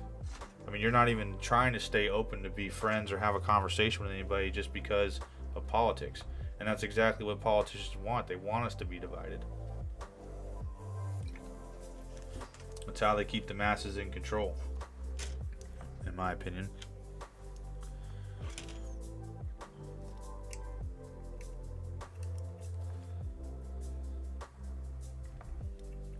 they keep us fighting one another. We can't mobilize or organize and go after them. So we end up, staying the way we are, and they stay the way they are in the class or whatever that they are. And then you just have evil people out there as well, so there's that. They just literally, as the saying goes, want to watch the world burn, I think, I don't know, is Space Hulk Deathwing for Xbox as well? I can't remember. I feel like it might have been. Maybe I'm wrong. No, it's the Space Hulk, the turn-based one. That's gosh, what was it called? Space Hulk Ascension, I think, or something like that. That's the one it was. All right, Axe, what are we doing here? How do we put you together? That is the question. Okay, so that goes on there, and then that wraps around. Okay, that sounds simple enough. And I'm laughing as I say that.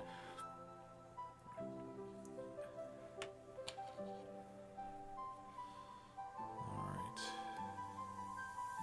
So that goes on there like that. At least they got the axe pose right with the blade turned the right way, how it should be. So that's good. That's something I'm always conscious of and doing. Alright, and then put a little dab of glue here.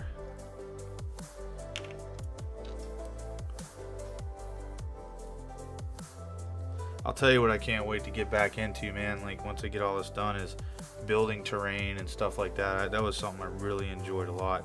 And I don't mean like the GW terrain or prefab stuff. I'm talking about like my own stuff. I really did enjoy that. Now, do I have a place for it right now? Not exactly. I've got so much terrain that's going to have to find a home inside that game room once I repair it, put it back together and everything that is GW terrain and whatnot. It's going to be a little bit of a challenge, but figuring out where it's going to go. But hey, right on. That just fits right on there. I don't have to magnetize it. Awesome.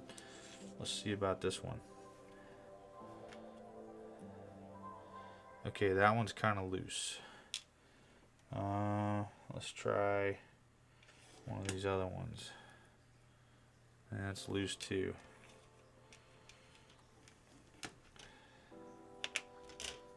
We could do the same thing with the paper. But if we do that, then we're going to have to open up the hole on this one.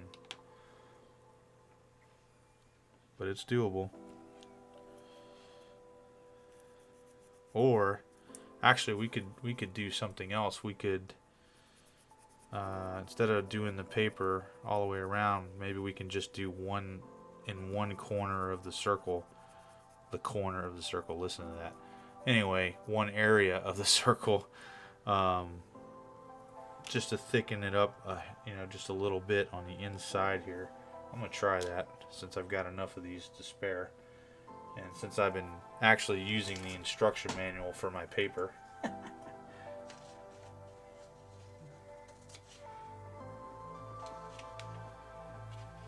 Let's see how much of a gap we have first. Doesn't look like much, so we might be able to get away with one. Oh shoot! What am I doing? Crap! I don't want to glue that there. Might be able to get away with one.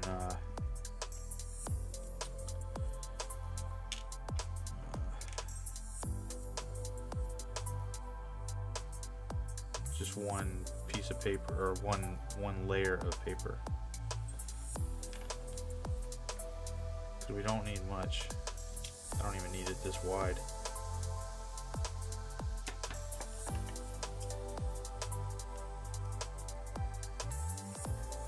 Of course, I probably should have done that before I cut it off. Something I could have done yesterday.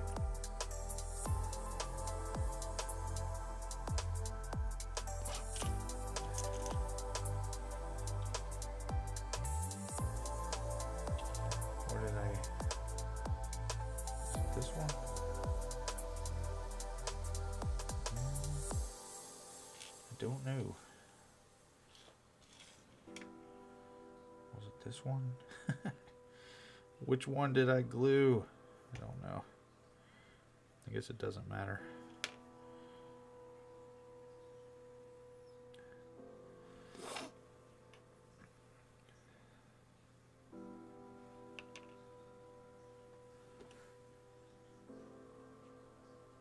Oh man, come on. Come on, man. While not coined by him, it may as well have been Joe Biden. The biggest turd you've ever seen. That right there might actually get me kicked off of YouTube. Calling him a turd. Who knows?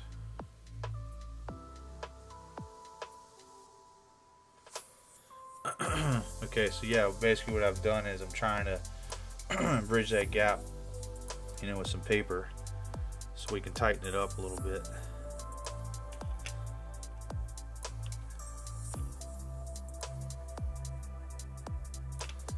Guess it needs longer to dry.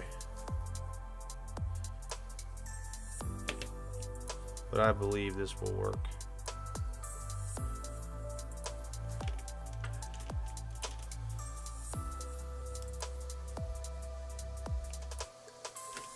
Pretty positive this is going to work. In the meantime, let's see. What else can we do here? You know, this is already set for that. How does this work? Okay, that looks pretty good. Looks pretty good. And so, without the stuff on, here we are. Sorry, it's allergy season. And I never had allergies till I moved here. Of course, I guess as you get older, you can get allergies. So while that's drying, we're going to cut out the stuff that goes on the front and get his head put on. And we are going to try to... We want the Bjorn fell hand stuff. I'm so glad you can just put this on like this. This is great. I wish they'd have done this for every dreadnought, but they didn't. They made a whole sarcophagus, so you had to choose. And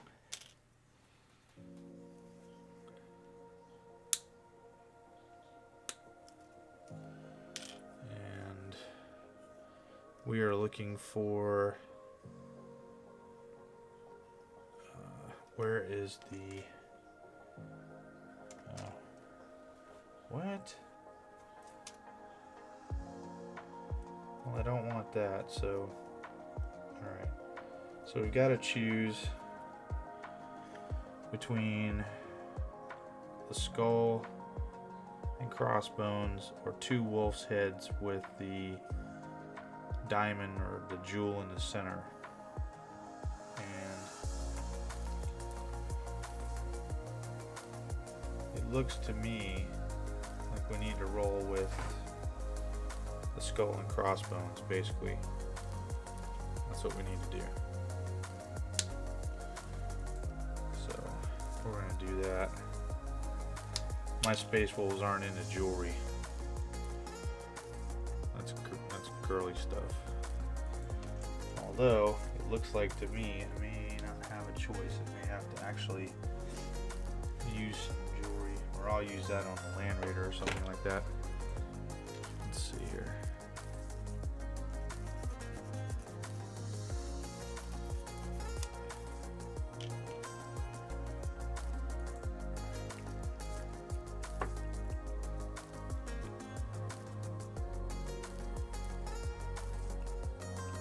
Okay, let's test fit that.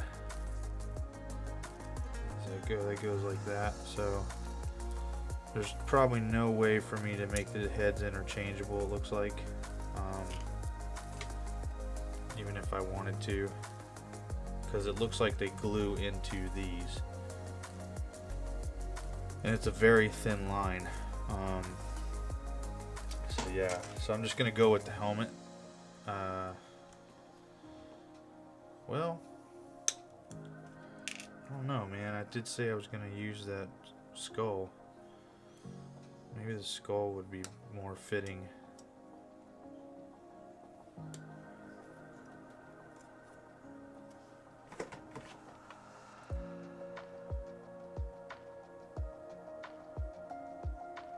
I don't know, man. I mean, I thought it would be a good idea. Alright, buddy. Take care, man.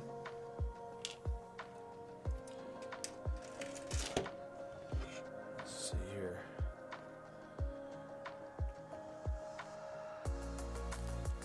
Yeah, I don't know about that. I think I'm just gonna go with the helmet.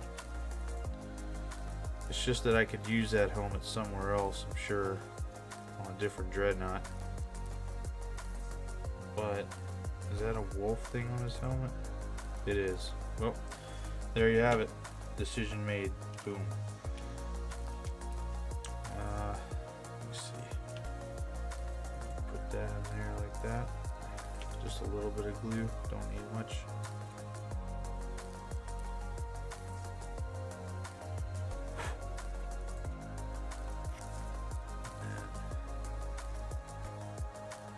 Add this here. Can't tell if that's supposed to sit down or not. Guess we'll find out here in a second. Yes, it was. Crap. Maybe not. I don't know.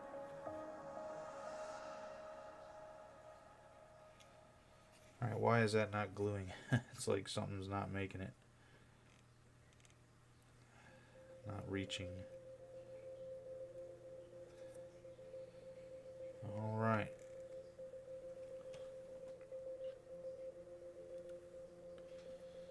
Yeah, I'm liking that. That's looking good.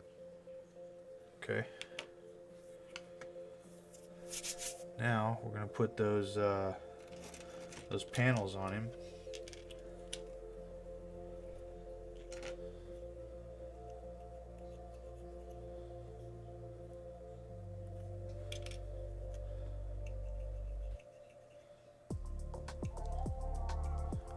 In case you're still there and you didn't hear me, we'll see you later, Mick.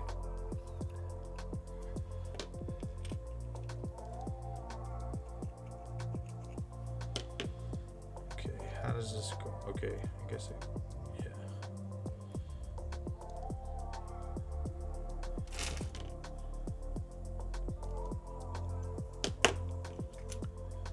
Okay, so that's gonna go on. Oh, I wonder if I'm doing that wrong. There we go. Excellent. Okay.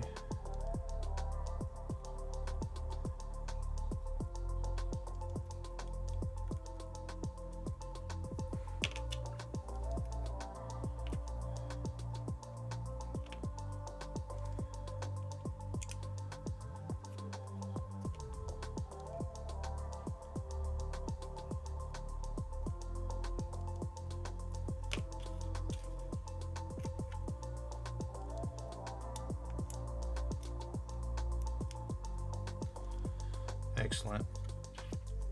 I just really want some more detail on the top.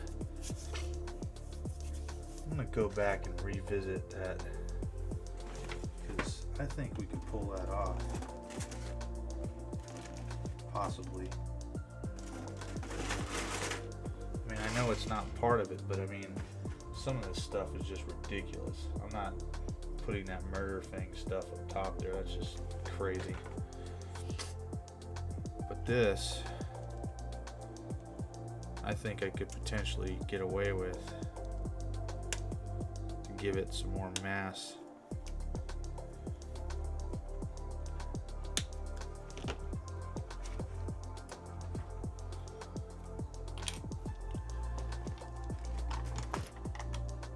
I'm gonna mute you guys for a minute while I sneeze.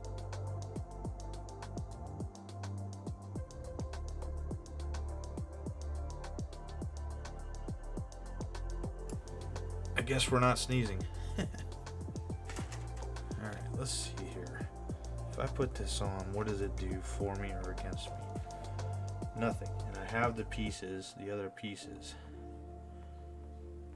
So yeah, we have these other pieces to close that up.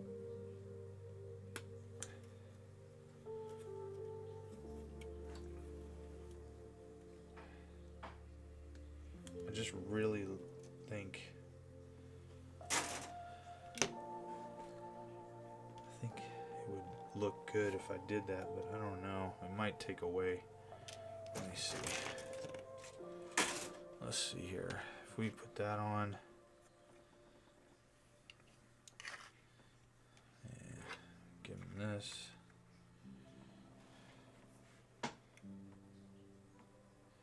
Yeah, I think it gives him a good bulk up top.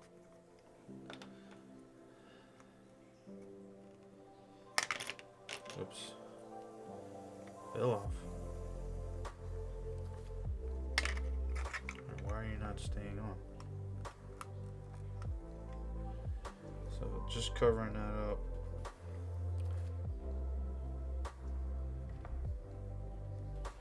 And if I take it off,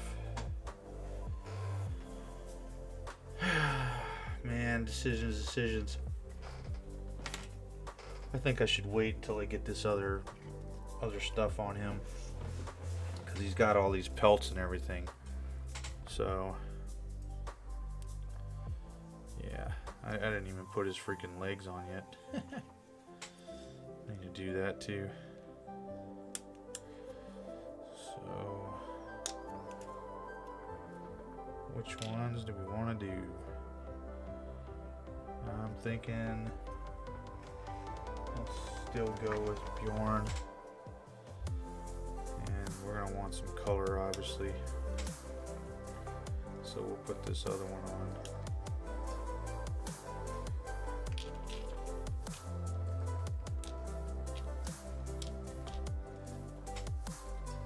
Let's take this off.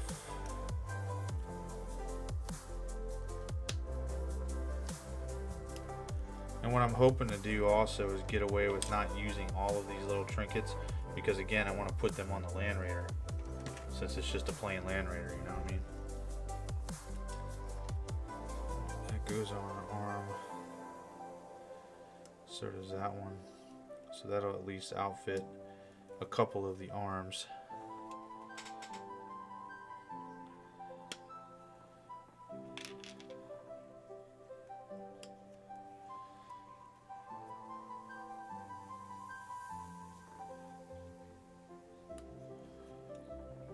Okay.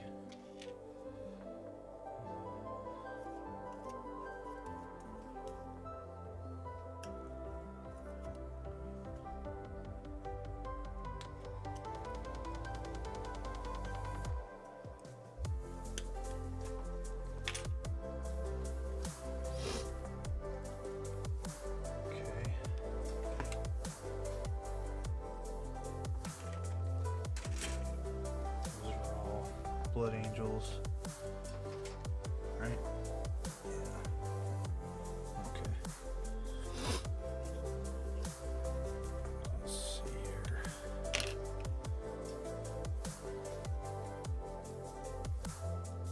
Now you don't want to come off. Imagine that. Okay.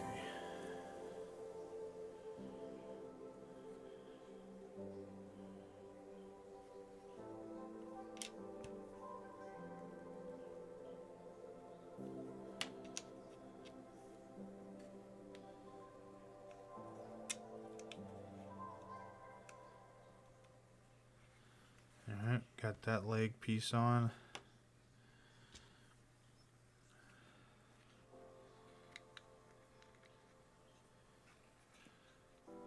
Got that one on. So that's giving him some bulk.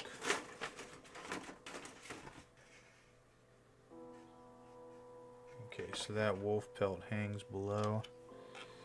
If I'd have known that, I would have put that on a lot sooner. Okay, and it hangs up there like that.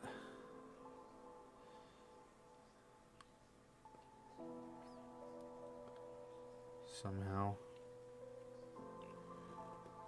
Oh, okay, I see it. Yep, if I'd have known that, I'd have put it on a lot sooner.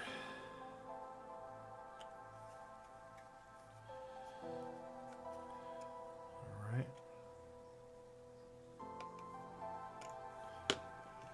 This might be the longest dreadnought I've ever had to put together, to be honest with you.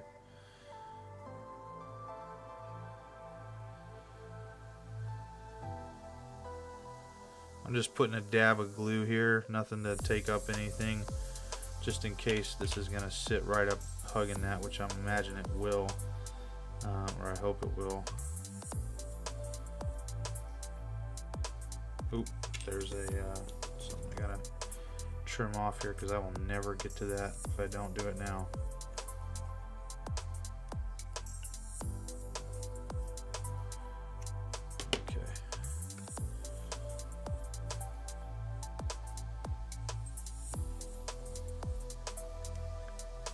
Since he's stepping up, that means that this wolf pelt would probably be swinging forward, in my opinion. Not hanging straight down, and I dropped it.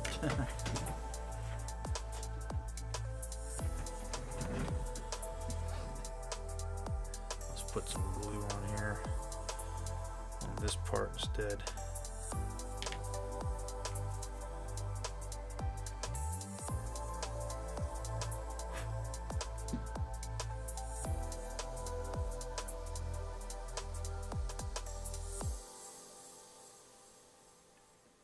Oh, come on.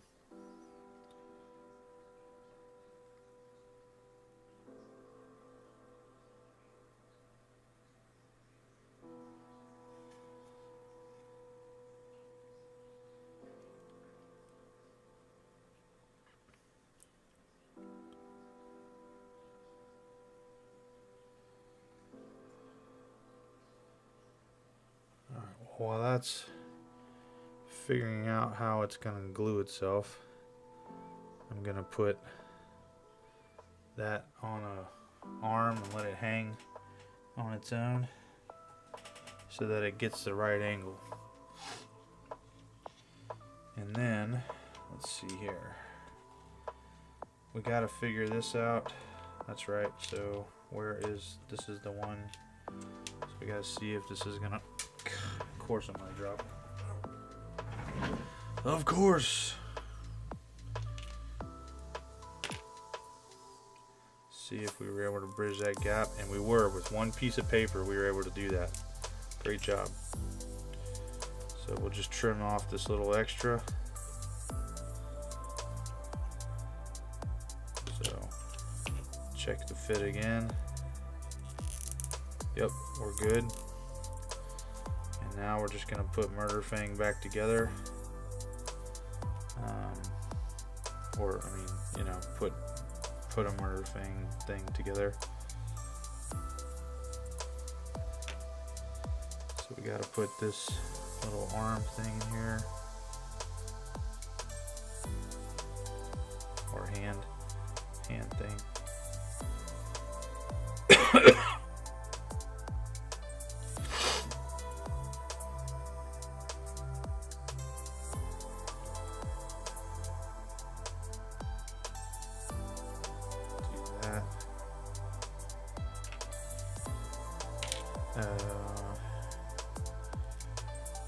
Let's see.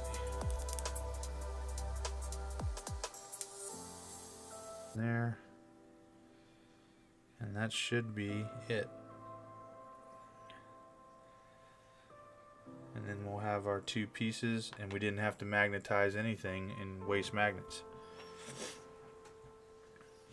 Now again, I mean, obviously, you know, things are different because I had some extra arms laying around. But knowing that how we did this with the paper and bridging that gap, we could have done that here with, you know, with the one arm, most likely. Well, okay, maybe. Okay, I did have some of these extra, you know, pieces here, so there's, you know, there's that, but you know, we don't have to. Now, knowing that though, we did glue these on though. That's the only issue. was gonna say, one thing we probably could do if we wanted to is we probably could, you know, and I glued this on. It's fine. I was gonna say we could go ahead and go back and do what we did here, but I don't think the juice is worth the squeeze on this one. Not to me. I mean, I think we're good on what we were able to accomplish, and just roll with that. I'll let that sit over here and cure on its own. And there you have it. We've got all the weapons options out of one box. So we're still waiting to see if this is what we want to work on. With this, I say all the weapon options. When it comes to the guns, just don't glue the thing in. You know what I mean? You don't have to do that. I mean, it's not that hard. They just slip right in. Let's see. 1 second.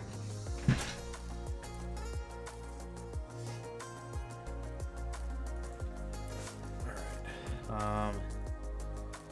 So what I'm probably gonna do, because I haven't put any weapons together for the other ones that I just don't care about. Well, yes, I did. Yeah, I did. Oh, I forgot. We still got to put this flamethrower on there, and it looks like we got a storm bolter as well. Well, that in a way might complicate things. We need to take a look. It may only be for murder thing. I can't remember. Let's see. Nope. So you can put them on the shield guy, shield arm. Excuse me. Looks like it can go on every arm.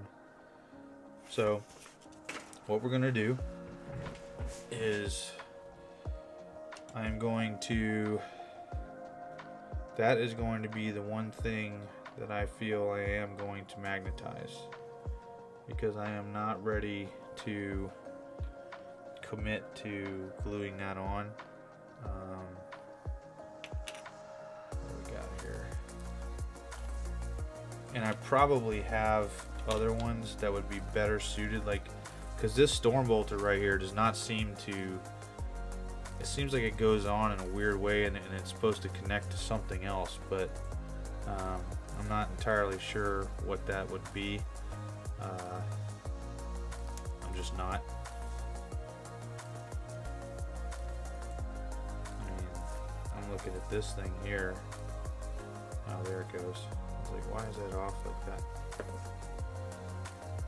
Let's see if I can finagle some glue into there. Okay.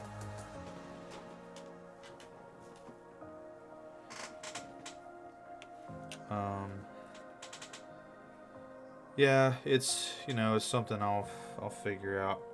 I'm sure it's just gonna be a couple of small magnets, or one, you know, 2 decent sized magnets so it fits. But it's not, you know, it's not the end of the world. I've still got cleanup to do on everything. You know, so by the time I get done with that, it'll probably give me some ideas. We've got an assault cannon, we've got a multi-melta, we've got what else we got? We got the Hellfrost cannon. You know, those 3 things, they all slide in there.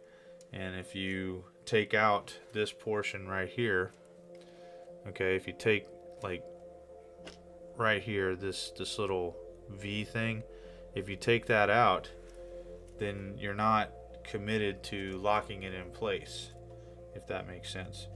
All of these can be, you know, be slid in there and pulled right back out. So that's probably what I'm gonna end up doing. So let's see. All right, so as far as that's concerned, these things are done. Let me put this stuff off to the side here real quick. There's my bits box.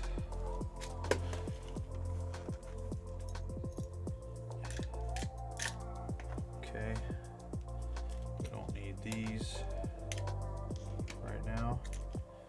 Don't need that. We don't need the Space Wolves gun, and I think I am gonna pass on this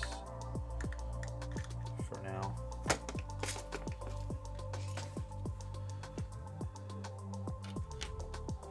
Okay, all those are good.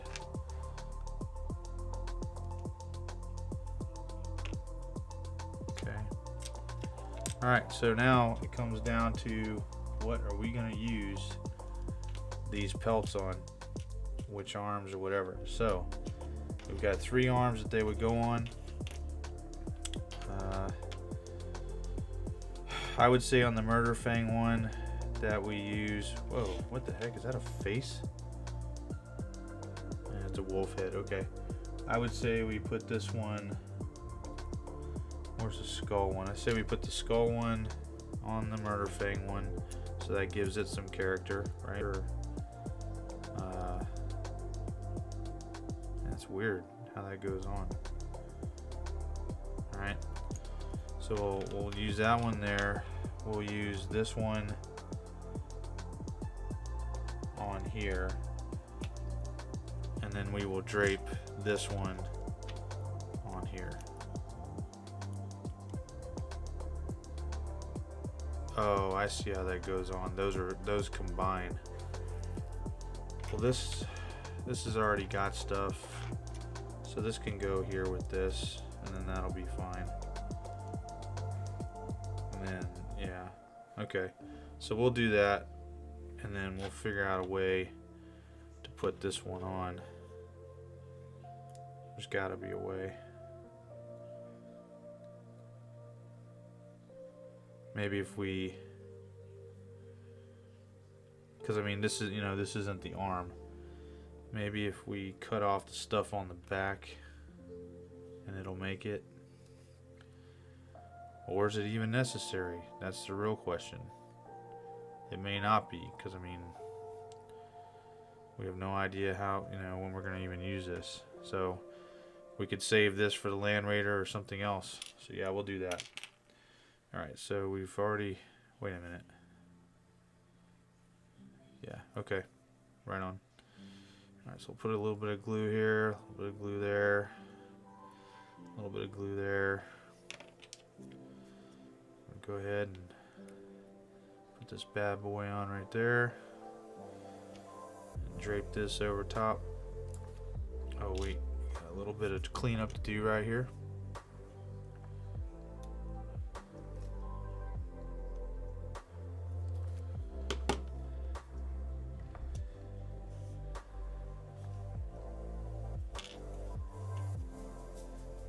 Add some glue here, and then put that on there like that.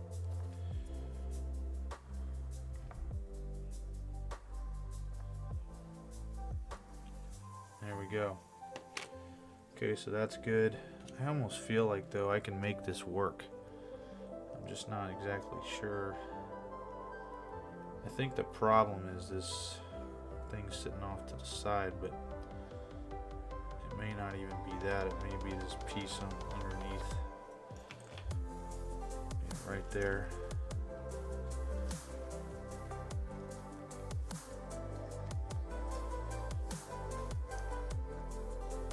Maybe I can go ahead and cut this little wing off for the hell of it. It's definitely deep with plastic in there.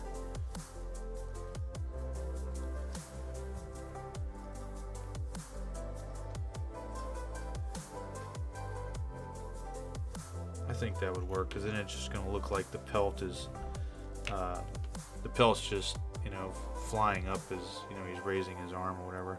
I'm just going to cut some more of this off here, and then I think I'm going to,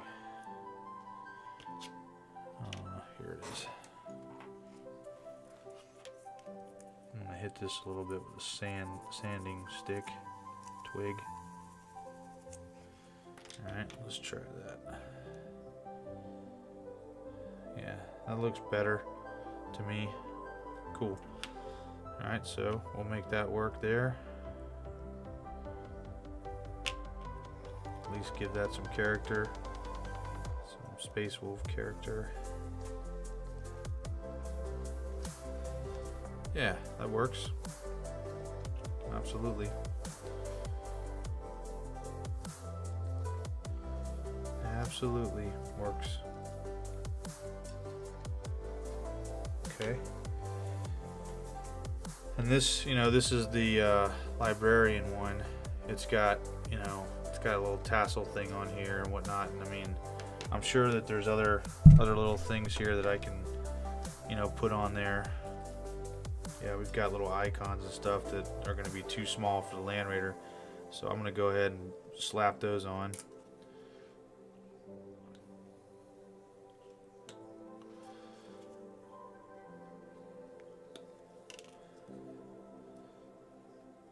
And we'll share them with the arms. That way everything gets a little, you know, Space Wolf iconography.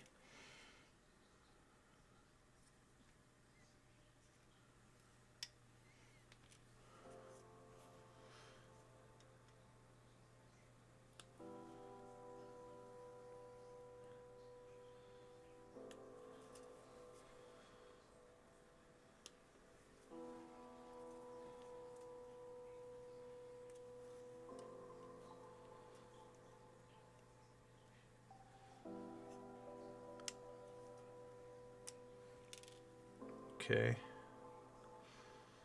Let's see here. Nothing left there. Here's that wolf's head. We could put that on there, and we've still got Logan Grimnar's wolf's head. Or we could save these. Actually, you know what we could do is we could save these both for the Land Raider. That would work. Maybe one on each side. You wouldn't really know the difference. We're definitely going to take these skulls or whatever. This thing is going to go for the Land Raider. We need to put the smoke launchers on. Didn't think about that. Yep, forgot about that. And it's got a little wolf's head thing on it, so it's not just smoke launchers. So that's kind of cool. Oh, I just had a crazy idea. What if I took the Murder Fang head and somehow implemented that into the Land Raider as the machine spirit? How would that be? That would be cool. I think that's an idea right there. That's a hell of an idea. We're gonna do that because I still have, you know, I've got one of these things. You know, maybe I don't know. There's a way to do it. I just don't want it to look stupid, you know. That could be a thing. That could definitely be a thing. All right, so let's put this smoke launcher together. Get that on there. Time is it? 11:57.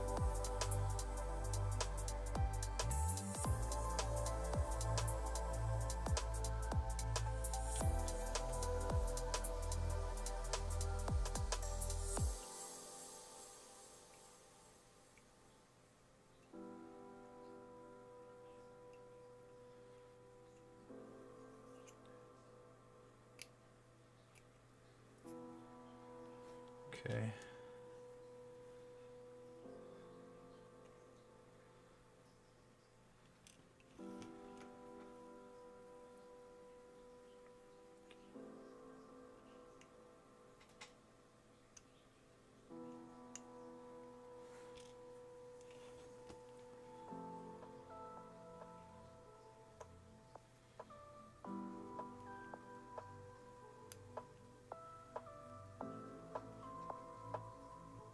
I don't want to drop this on the floor, but kind of out of my hands.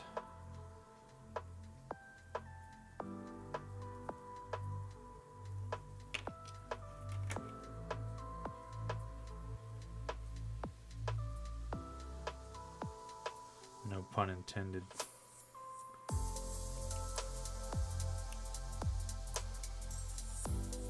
So either I still have 2 viewers or you guys fell asleep. Either way, thanks for hanging out. Wouldn't blame me if you did fall asleep. Alright, so he should be done now. Well, it's glued where I want it, but it's not quite solid. We'll put it that way. So add a little bit of glue here. And then that should work. We're going to get this smoke launcher on here.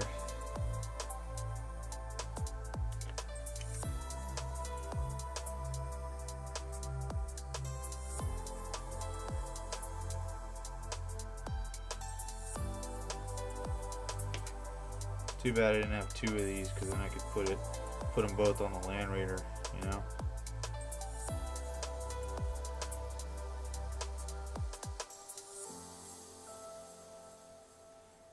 All right, that's on there, and we really only need to add some stuff to a couple three of the arms. So which are the bigger ones? So this looks like bigger. Alright, so we're gonna add that here. Again, if you're new to the channel, I don't like decals, man. I want the 3D stuff. You know, the decals, I mean, the money we pay for these things, the decals to me look cheap, you know.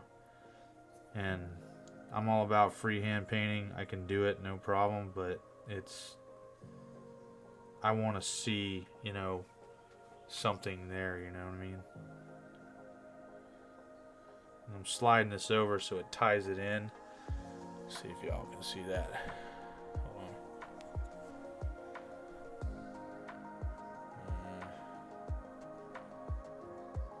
Yeah, so one it's lined up, you know, with the skull underneath it. Gosh, why am I crooked here? With the skull underneath it, and then I've moved it over into the fur so that it looks like, you know, the fur is semi laying on top of it or brushing up against it, whatever. So that's good. We're going to put one on the front here.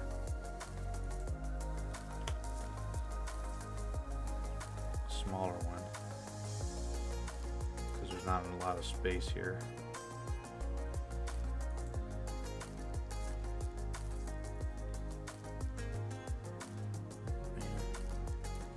You know, it's amazing how you can put a tiny little bit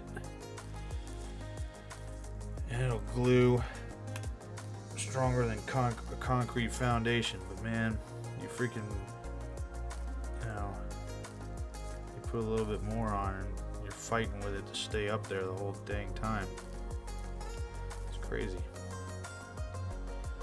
Alright, and this one on the side. Put it right there in the middle.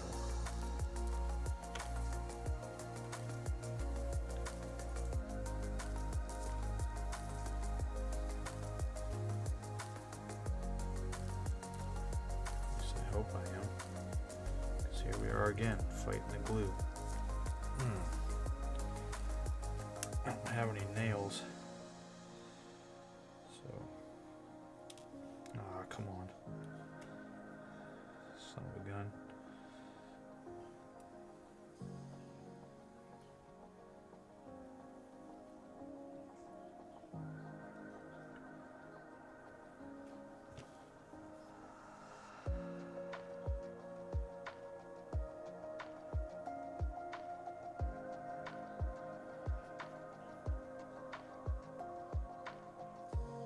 Oh my gosh.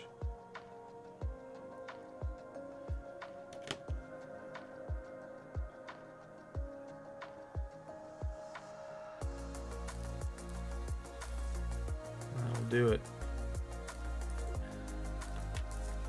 All right. Get this out of the way.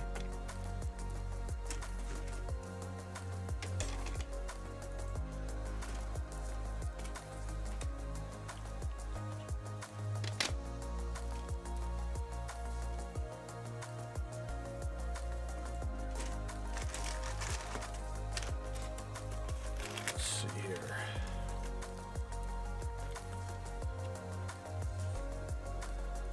So what did we accomplish in this episode? We got all but our Iron Priest put together, special characters right here. We've got our Dreadnought put together, other than, you know, a couple little the weapons, like the gun weapons, but that's not really what this Dreadnought's all about to begin with. I mean, if I'm doing that, I don't know, I'm probably just looking for a regular Dreadnought. Just not what we're aiming for with the Space Wolves army. We'll have enough DACA, if you will, and hopefully we're going to be able to make more progress because, you know, we had a pretty busy weekend, you know, work and stuff like that. So putting this guy back together, if you will. Again, oh man, I pressed in on that wolf. He wasn't ready. Now I'm wishing I had some baking soda or something like that, which I really don't want to use, to be honest with you, because you get that, you know, you can get that lumpy whatever. I mean, you can use that kind of stuff for, you know, basing or something, but you don't want to really do that for this. But let's see here.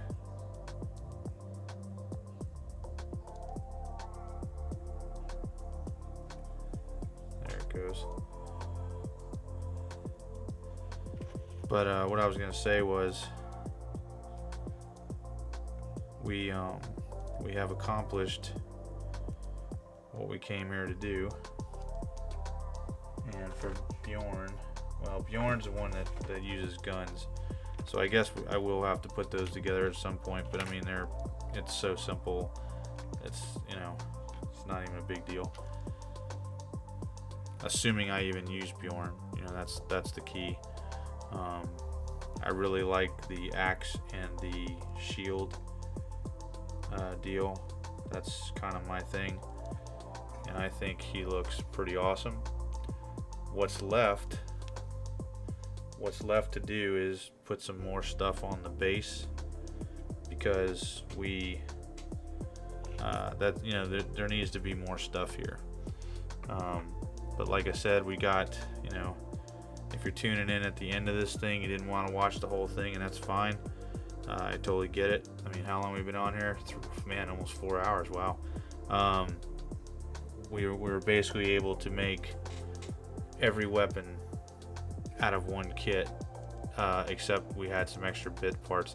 But we figured out that we could have, you know, either just by press fitting or through magnetization, which we didn't do the magnetizing. And I'm glad that we didn't, so we could save magnets, because they're not exactly cheap, and it would slow me down.